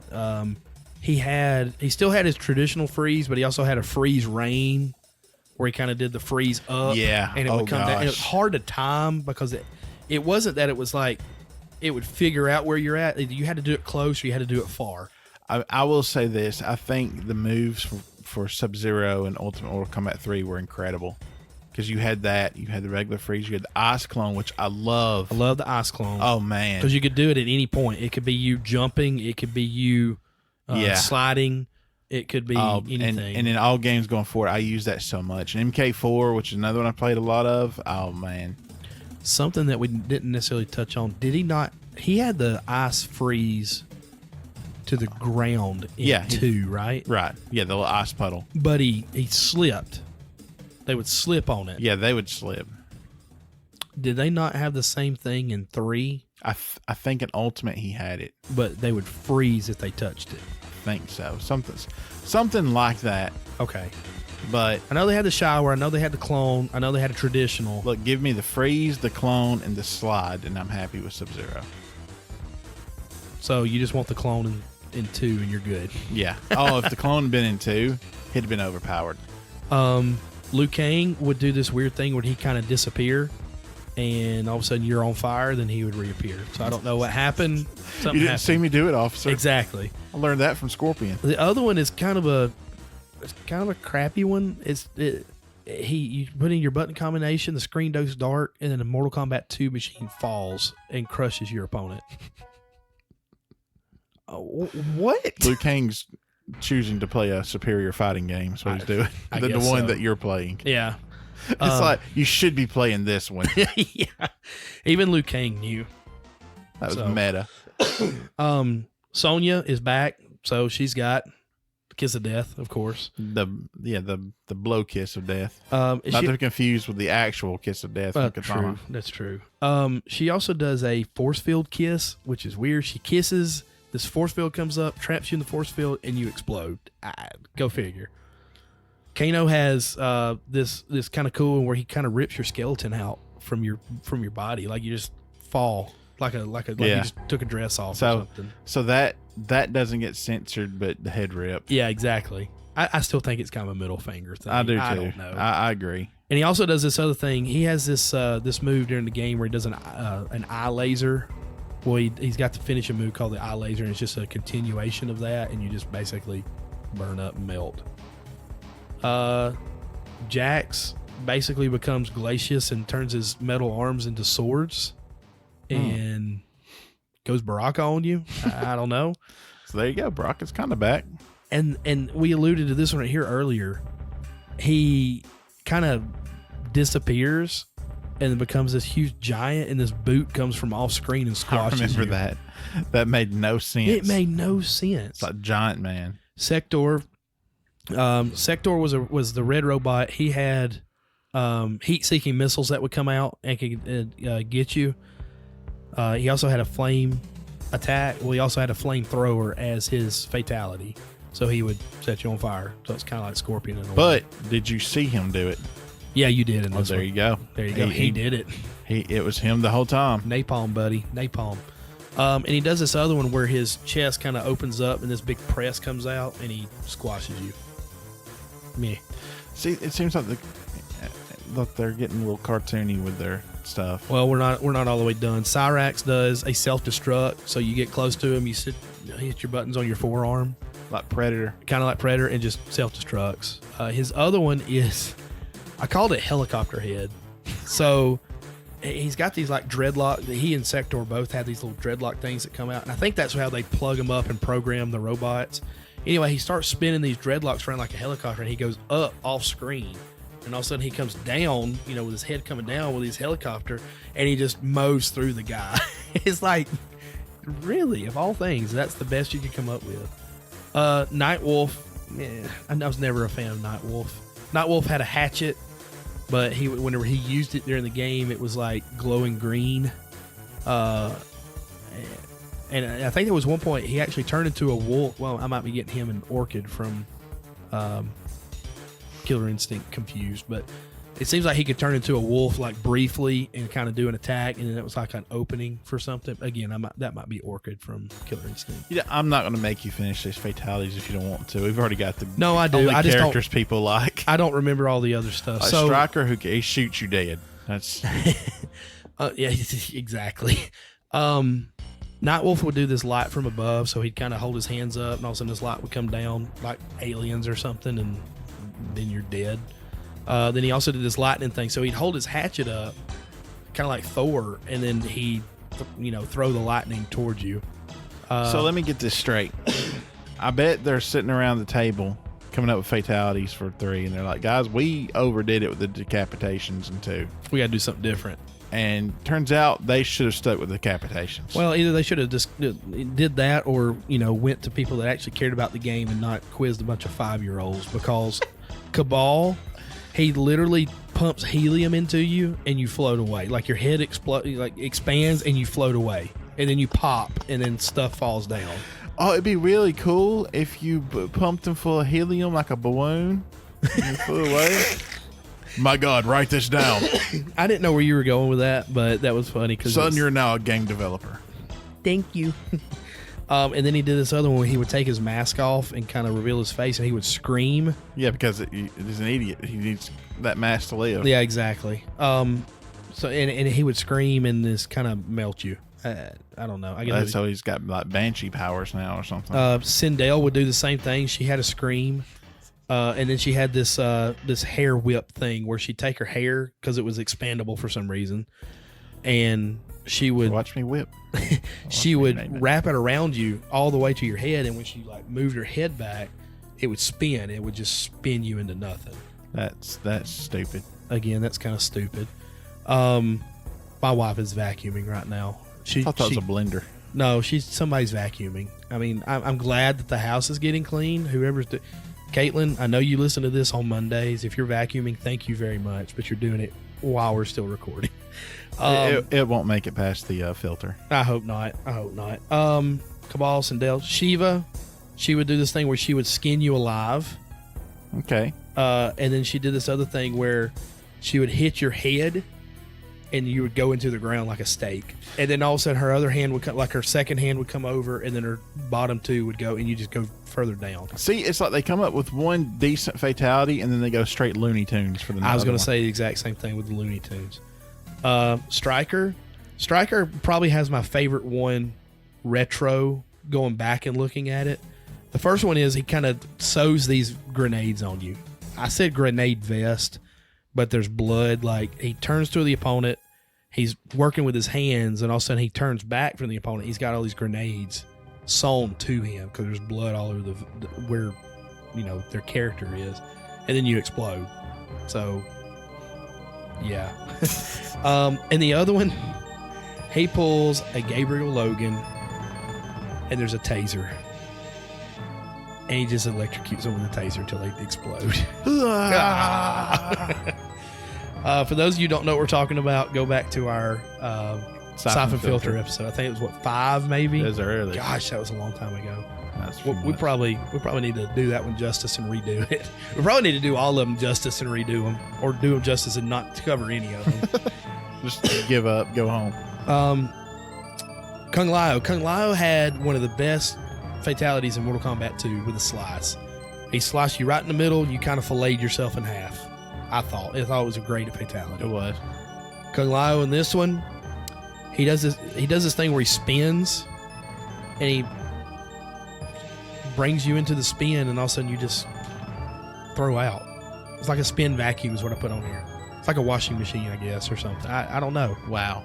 And he does this triple slice. So he throws his hat, and it boomerangs, and it slices head, slices torso, then slices at your feet. So his hat is basically Captain America's shield. Basically. Again, Shang Tsung, we didn't touch on it, but Shang Tsung is even younger in this one. And apparently looks like Jesse Williams, former defensive tackle from Alabama, because he's got all this black paint all over his eyes and stuff. By Mortal Kombat 5, he will be a toddler. Yeah. So babalities fit. Anyway, he would do this one fatality called Bed of Nails, where he'd make these bed of nails come up behind him and then take you and slam you over his head onto him. I've laid on a bed of nails before. Well, I have as well. McWayne Center? Yep. I have as well, but I guess if you jump on or somebody slams you on him, it would probably hurt. More than likely. And then, of course, he would do the Soul Steal from the second one. Love stealing them souls. Smoke used to be a favorite character of mine way back in the day. One of them, he would make you open your mouth super, super wide, and this arm would come out of his chest and drop a bomb inside of you, and then you would blow up. And the other one was Blow Up the World, where I remember that. His chest opens up and all these bombs come out, and all of a sudden the screen goes black, and then it shows the whole world, and the whole world just explodes. I'm surprised that of all these characters, they don't have a fatality where they paint like a train tunnel in the background and a train comes out and runs over them. I mean, this screams Acme. Yeah, it does.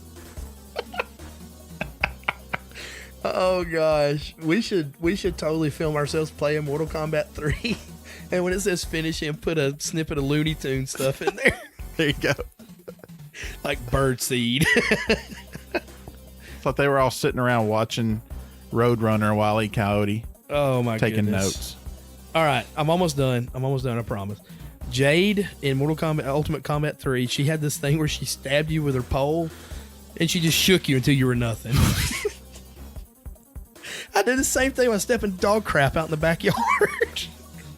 So you stab them with your pole, and you just shake them till they gone. You're a genius. Johnson, write this down.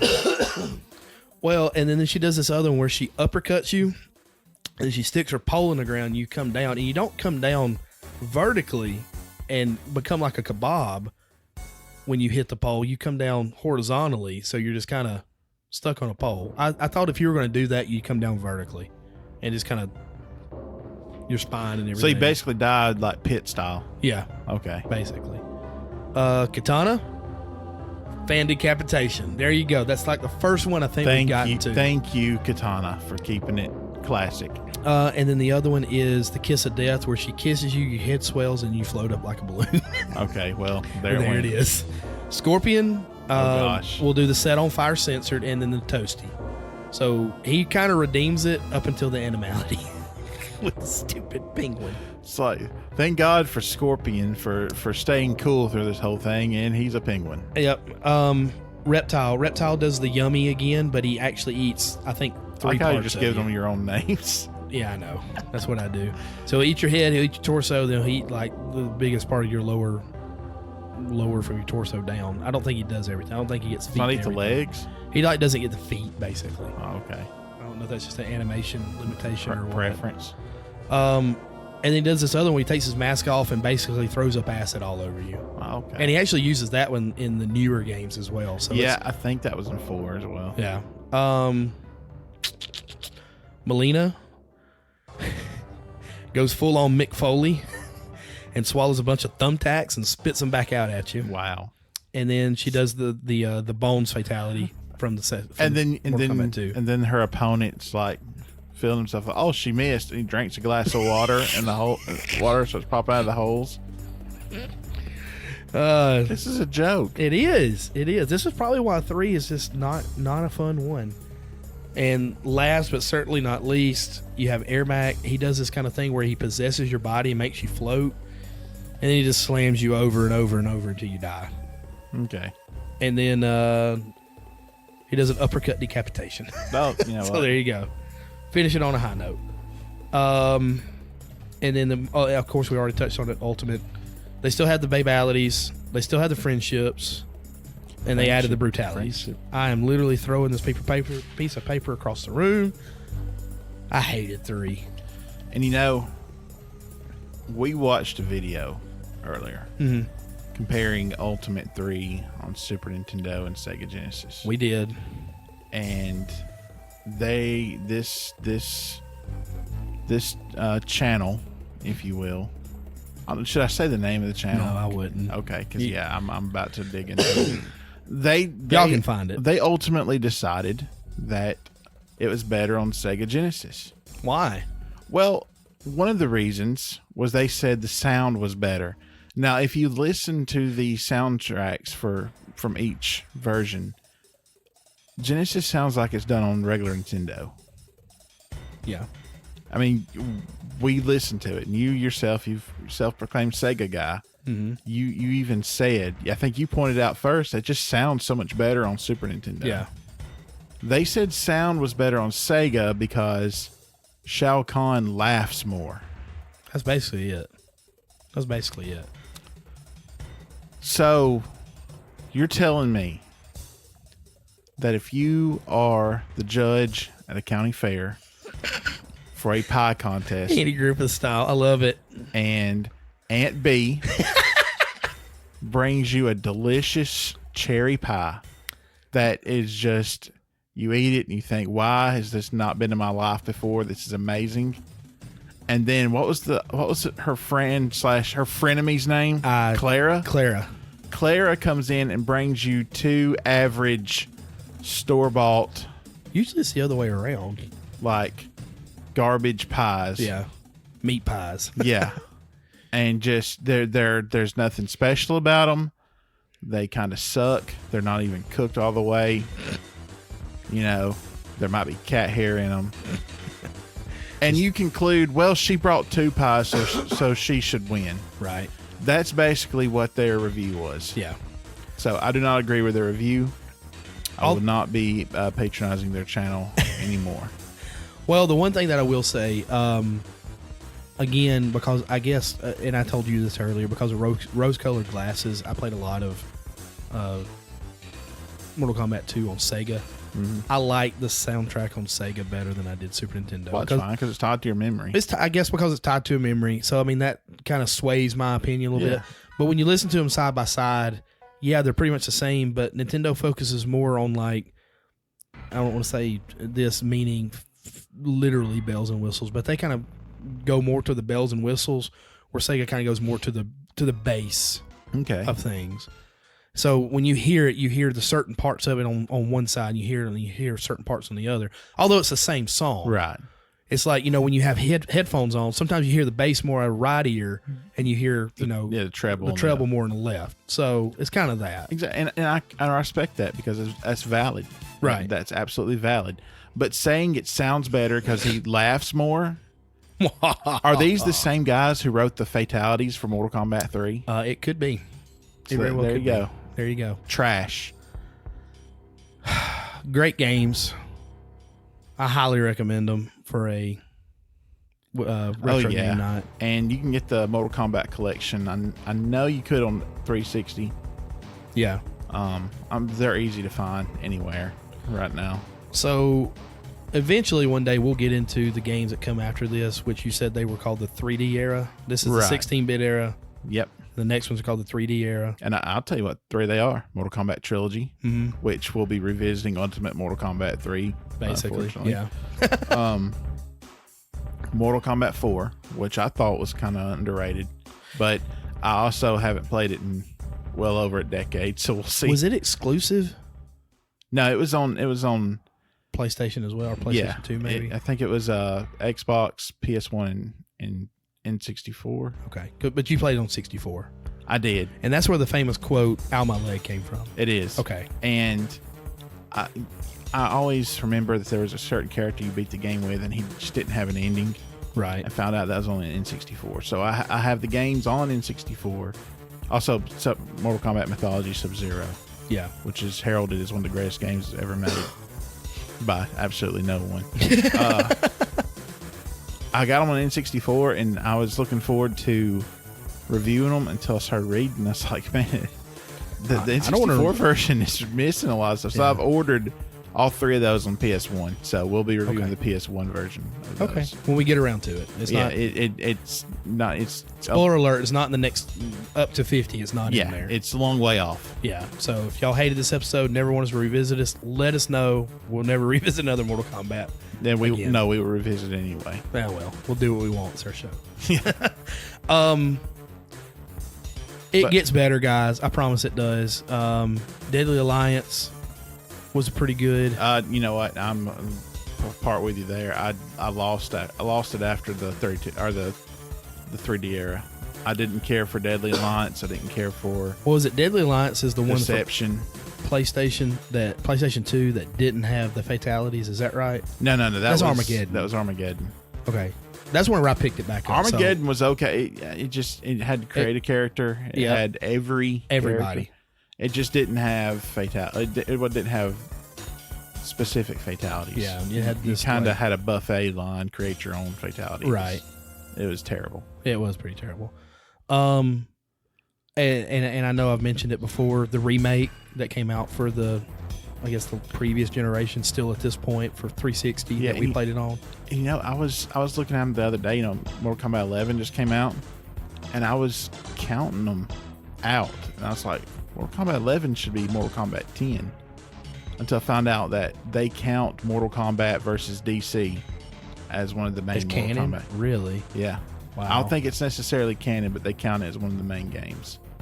So I think it's number 8 because the remake was number 9. Right. And then X came out. Yeah, which was 10.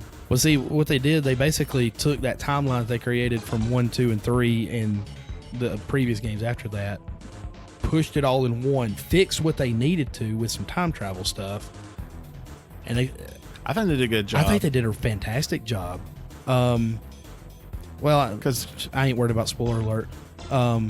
Sub-Zero ends up in the robotics. Yeah. Smoke doesn't. So there was a change there. You get to play as human Smoke. You get to play as human Smoke throughout the game, and the backstories go well in depth. A lot of the character animations, the character backstories is fantastic. It tells you where these people come from, where they lie, in this part. And that's where X and 11 have kind of continued the story. But what I know X did was they brought in a new generation. It's like the kids of the old or whatever. So and they've done pretty good. They've done pretty good with it. So, but at the same time, people still long for those older, so they're still bringing them into the mold, into the fold as well. Well, you can see all the differences because you saw 1 and 2 had a certain feel, and 3 brought in the combo system.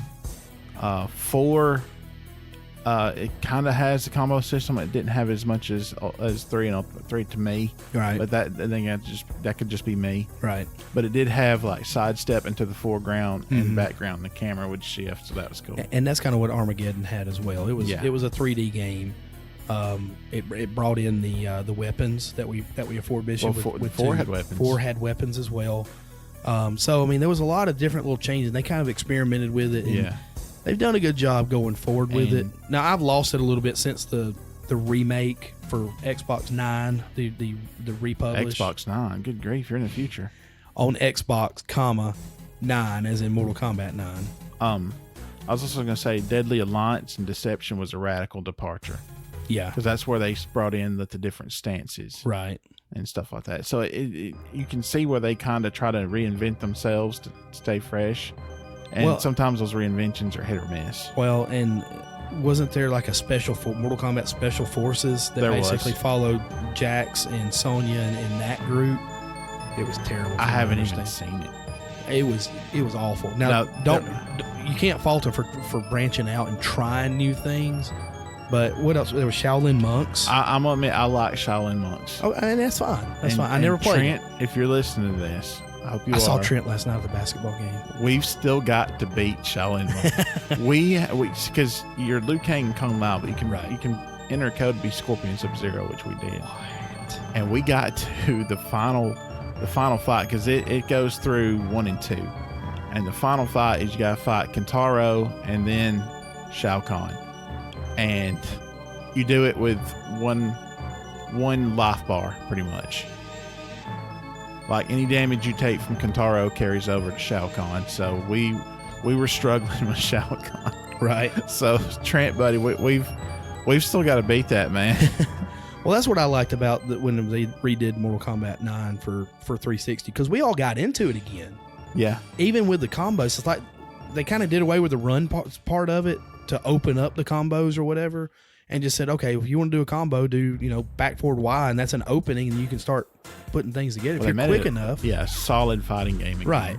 So I mean, and we had a lot of fun. I know what was it? There was one time it was me and Caitlin versus you and Alex, and I had Scorpion because that was my guy. Ever since Armageddon, Scorpion's been my guy again. And I had taken both of y'all down. I took Alex out, and I had taken you down maybe to a good point, and then you kicked my butt. Like I eventually, I couldn't do anything. You had kicked my butt, and then it was Caitlin. And Caitlin come in with Katana. No, she was Sonya, and found some cheap little cheese move.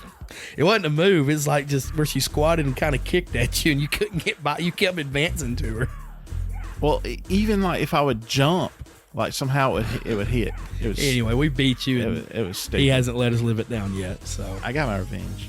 Yeah, eventually. That's why I talked about having Caitlin and Maze play each other and commentate on it. Yeah. Well, I don't know if that would be such a good idea because I think that would turn into just constant leg sweeps. It may, but you kind of say, hey, this is what the newer generation thinks of the older game. But I don't know. I think it'd be funny. But yeah, we'll save that till the end of the show. Okay. So, quick break. Let's do it, and we'll come back on the other side with some fan questions.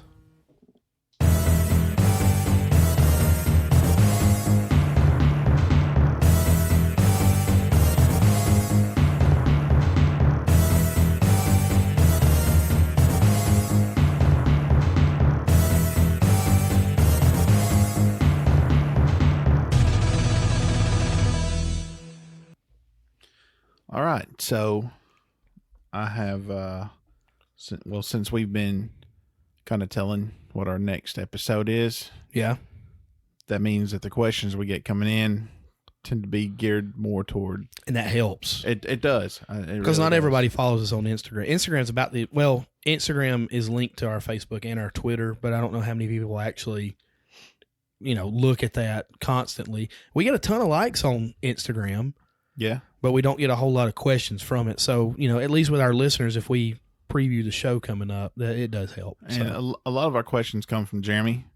Who is roast beef. Like I said, was my video game dealer back in the day. He's the reason. He is.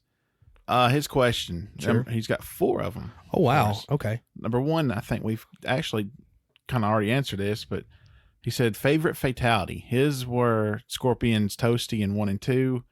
And Liu Kang's Dragon Bite in 2. Okay.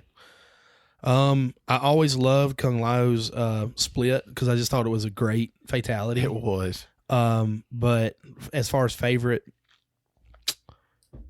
I don't know if I can really choose a favorite. Sub-Zero was my guy in 2, and I always loved that ice grenade. That was just a great fatality.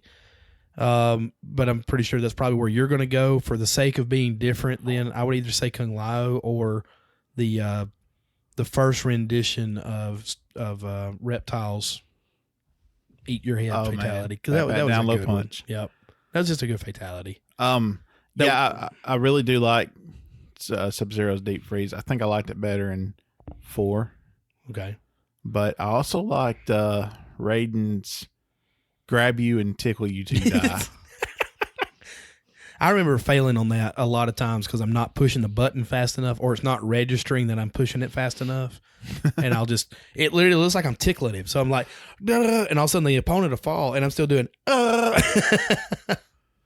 Again, there were hand signals there, and no one can see them. He said favorite level fatality or stage fatality. His was the pit 2. Now, why was the pit? See, this is where we kind of need Jeremy every so often, maybe here. We got to get an episode with roast beef. Oh, we've got to. Why 2 over anything else? I wonder. Probably because 2 had that camera that followed them down. You know, in 1, you just saw them fall from the side. Right, and then it showed them afterwards. And 2, it's like the camera was following them in 3D, and they fell and hit. Well, if I'm not mistaken, I think in Super Nintendo, the camera spun behind them as they did it, and I might be wrong.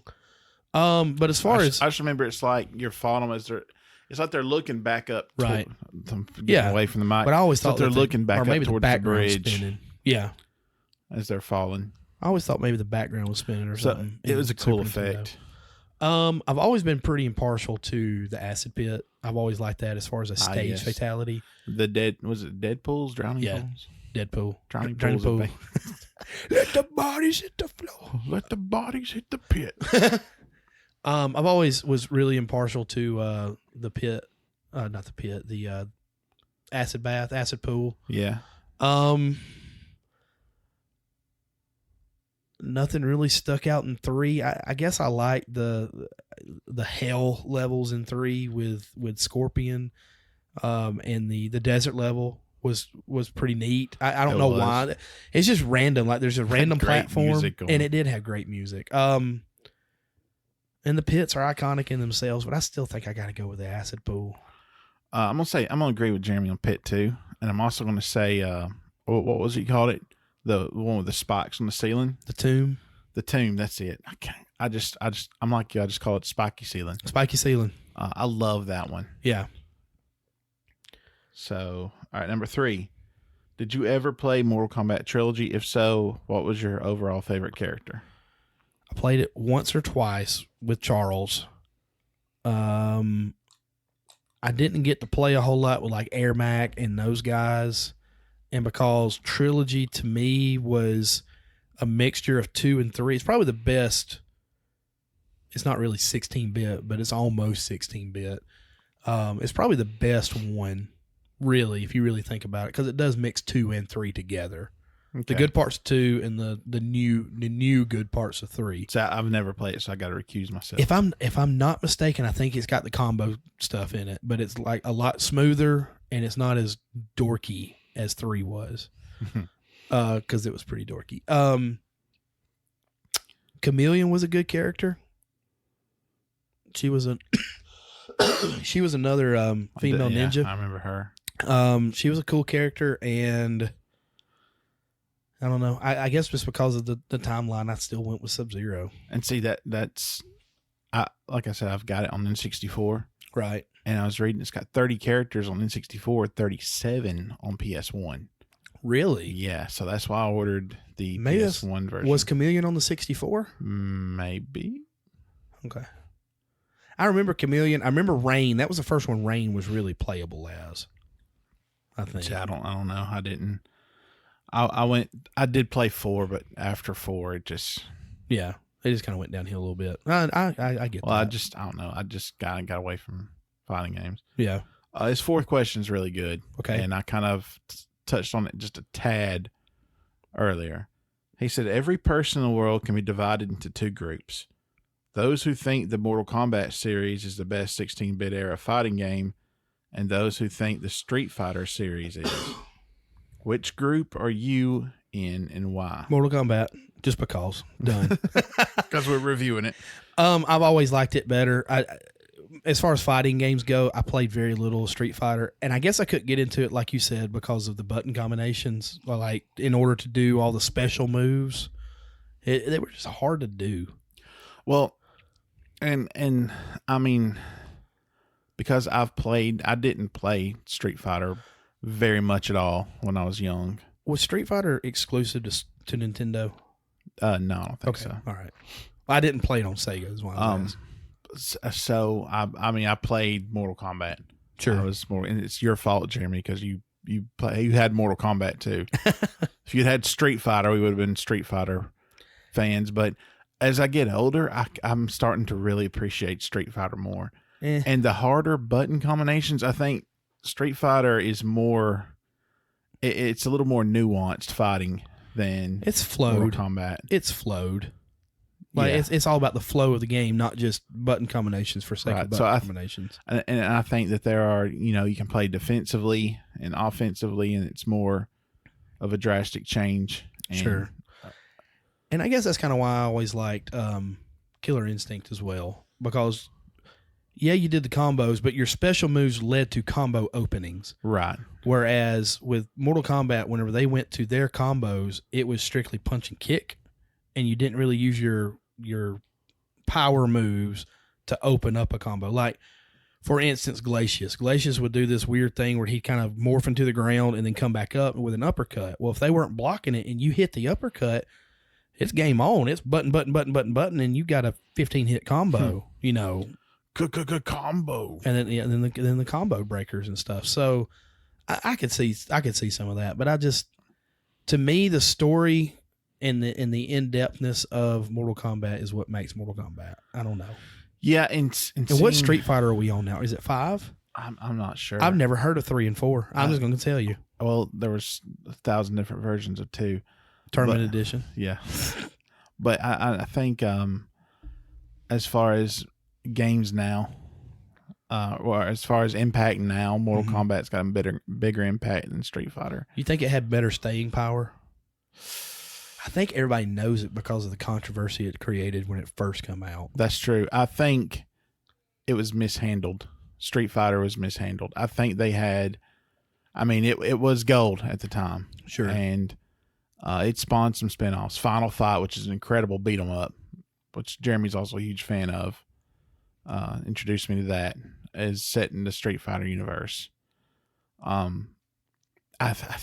think it was mishandled, and I think one of the things that they mishandled was it's like, hey, we got 2, let's make 2.1 and 2.2 and 2.17, and it just kind of it's like updates for a game today. And in Mortal Kombat, it's like 1, 2, 3, right? But then they kind of fell into the same hole. But it's like 1, 2, 3. But yeah, I think Mortal Kombat for me personally was the better of the 16-bit. But again, I didn't play a lot of Street Fighter. Who was your favorite Street Fighter guy? Ryu. I always liked the Dalai Lama guy. I don't know why. What's his name? Because he had long arms. S. Started with a D, didn't it? Yeah, probably. I don't know. I don't know. But E Honda was pretty cool though, and Blanca. But oh man, I always like the Guile's theme goes with everything. Yeah. But like I said, as I get older, I'm looking back on Street Fighter. I want to play more Street Fighter. I've got the collection on Switch, and I do respect Street Fighter. Now Jeff is a Street Fighter guy. And I get that'll get on his nerves, me saying that. I'm sorry, Jeff, saying that he's a Street Fighter guy, because he was a fan of both, but he played Street Fighter more. Pastrami. Yeah, he's Pastrami. Okay, who do we put as Salami? It's Justin. Okay, we'll find that out later. Edit that part out. We need to have a list. No, I'm gonna leave it in. Yeah, we need to leave it in. We're losing track of our sandwich meats. We are. But yeah, I guess Mortal Kombat. But and that's not saying I don't like Street Fighter, because I do. I also like Primal Rage and Killer Instinct and Tekken and Soul Calibur. King of Fighters, something I never played, but it was apparently around then. Virtual Fighter for Sega Saturn. That's like the only Sega Saturn game I remember. Heard Ultimate Mortal Kombat 3, the best version of it's on Sega Saturn. Are we going to get a Sega Saturn? Please tell me we don't get a Sega Saturn. I've been wanting one. I've got too many game consoles in this room right now. I will buy it and have it at mine, because I've been wanting a Saturn. I've got your Wii U still. Oh yeah, you do. It's right behind you. And we also had one last question. Oh, okay. Bonus question. Yes, this one comes from my good friend Caraway. Caraway, buddy, whenever I get, I'm still working on what we talked about. As soon as I get them, I will send one to you. Not talking about drugs. Maybe not. I've been playing Ghost Recon with Caraway all week. Really? And Jeff. So if you could have any of the skills of any Mortal Kombat character in real life, which would you choose and which would you want least? Least is Baraka. I was going to say the same. That would suck, man. Some blades come I can't out. put my pants on. So, oh man, let me scratch my eye. Well, I'm dead. I'm dead. As cool as some of the other characters are, to me, strictly because it makes the most sense, it's got to be Shang Tsung. Because then I could have everybody's. Oh, that's $1 million. There you go. Good It's job. Like, it's like wish number one. I want more wishes. That very well done. Stupid monkey paw. Well done. It's dry, you stupid monkey paw. Oh, you can't top that. I was going to say Scorpion because I want to go around breathing fire and breathing fire spears at and people. Like you press down back low punch and jump from one end of your house to the other. That would be kind of cool. But by the way, see that bag of donuts? Get over here. Mortal Kombat 2, Scorpion and spear. Mm-hmm. That I guess teleport punch, was that what it's called? Yeah. Which were the two I use the most. Every now and then I throw in that collide with a midair hit block, right? That midair throw. Did anyone ever use that weird scissor takedown he had? Not really. Because it was there. It was hard to do. Yeah, though. it was hard to do, and it just didn't fit with it. It didn't flow with anything. Yeah, it was weird. Dude, the other day, and this leads to what we're going to talk about also. Which before we go, I'm going to change mine to Shang Tsung just like you. So thank you, Caraway. Please let us know what your choices are on social media of your choice. Or text message. Yes. The other day when we were playing and we were messing with the thing that I'm about to announce, I played against Jax, and that SOB caught me in the air like 1,000 times, it seemed like. And every time he did it, it was like a quarter life damage every time. Oh, yeah. Every time. A backbreaker. Oh, I hated him for that. Love Jax, though. So, but that leads into a mini announcement. We, because of Black Friday, one Clint Thompson did acquire an Elgato screen capture. And during this game, because Hammy was at home, we've been sick over here. We didn't want to get Hammy sick. Hammy probably still got sick anyway. Or he just caught the gout from somewhere. Yeah. Probably some rancid meat. From the beef stew. There you go. I recorded some on the Elgato, posted in a file where he could see it, just get his opinions on it. He said it looked good. We might be getting pretty close to being able to put some stuff on YouTube. Got to figure out exactly the format that we want to do it. Do we want to, make some videos and then put the podcast behind it? Do we want to make some videos and just comment over it? We got to figure it out. But what was the issue you were having with audio lag? The audio lag was, and I'll show you here in a little bit if you want, but where I couldn't have the game audio and my voice audio come through the headset at the same time. But I like to be able to hear myself to make sure I'm in line with everything. So when I was listening to the TV and it would say finish him, I would say finish him. That way I know where it was versus where I heard it. So it was like a half second to a full second delay before I heard myself back through the headphones. So, I didn't look at the recording itself to say whenever it said finish him and I said finish him, if it was delayed, that kind of thing. But I gotta play around with it and get it correct, because if we're going to do live commentary with it, just talk as we're playing, it's going to be rather hard. We're almost going to have to say stuff before we need to say stuff. Well, if anyone out there knows, I could use some help. Yes. I could use some help for sure. I'll tell you who could probably help you the most. Casey? Nick. You're probably right. Nick from Nick and Brandon's Talk or Go Home, which we were guest on. They were graciously had us. Yeah. And Nick is also going to let us borrow his studio for an upcoming major event that we have coming up. So, but yeah, involves Mortal Kombat. No, I'm just kidding. but yeah, we're hoping to get some content posted on YouTube besides just our podcast stuff. So, and I didn't know this. How about YouTube's got a thing where if you post I think it's a 15-minute video, you can't post more than one per week, which is crazy. Or we can't anyway.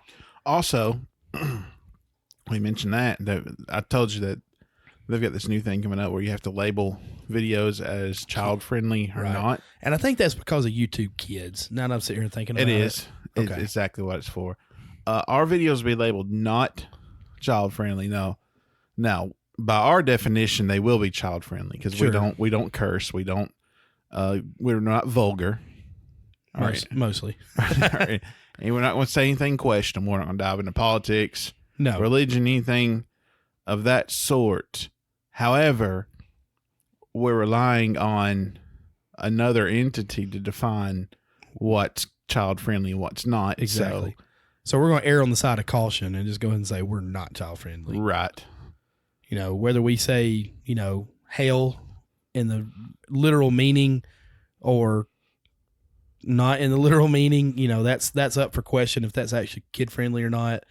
Because PG and PG-13 have really surpassed what I ever thought it would be. I mean, my goodness, they drop stuff all in those Marvel movies, and every one of them are PG-13. I'm like, holy crap! It's like, wow, that they got by with that. Exactly. That's not what I thought it was. But anyway, so yeah, once we get this going, we're gonna get it going. But yeah, we could use some help. Just try and get our settings done up. Jake might be another one too. Yeah. Yeah. To look into that kind of stuff. But yeah, we're getting there. I got to find an easier way of doing this too, routing all this, because if you put it through a splitter, through an HDMI splitter, it will not work. So I'm having to plug and unplug and all that kind of stuff into the Elgato and everything. It's quite the work in progress. It is. But the stuff that we've got so far, it doesn't look bad. Even for a 16-bit, it doesn't look bad.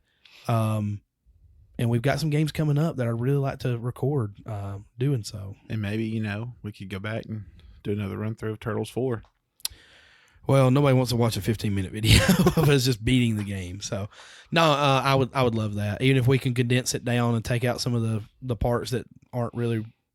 The entire slash fight. You take out that slash fight, it's like a 10-minute video. You have a point. You do have a legit point there. So, yeah, hopefully we can get you some stuff of what we're playing through. So, all right. You got anything else? Got nothing. All right. Well, it's our next game. Our next game, Star Wars, the new Star Wars movie. And I'm not going to get Hammy on a raise just yet. He's got his own opinions about the Star Wars franchise. Wait. The new Star Wars movie comes out the 20th, and that kind of coincides with our next drop date, which is next Sunday, which is the 21st. What's our next one's the 14th. Our next drop date's the 14th. Today's the 7th. Oh my God, I don't know. Today's the 7th. That'd be the 8th, so it'd be the 15th. That's the latest one prior to the new Star Wars movie coming out. So we're gonna go ahead and do a Star Wars game. I've said all that just say we're doing a stupid Star Wars game.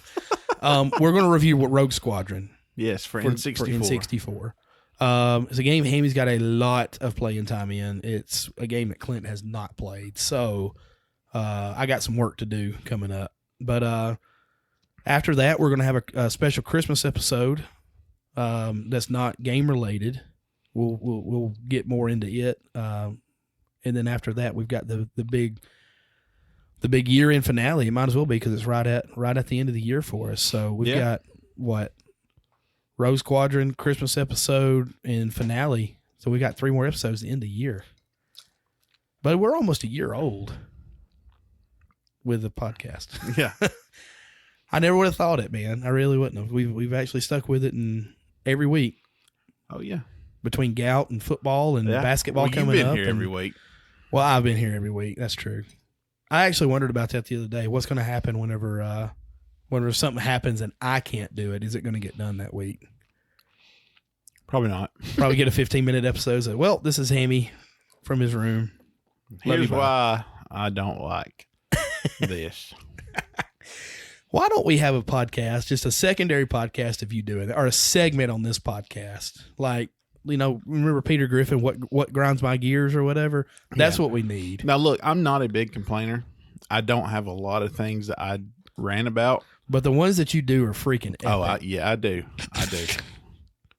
Oh, it's great. I can't wait. I cannot wait. Anyway, so again, join us next week when we do Star Wars Rogue Squadron for N64. And with that, I bid you adieu.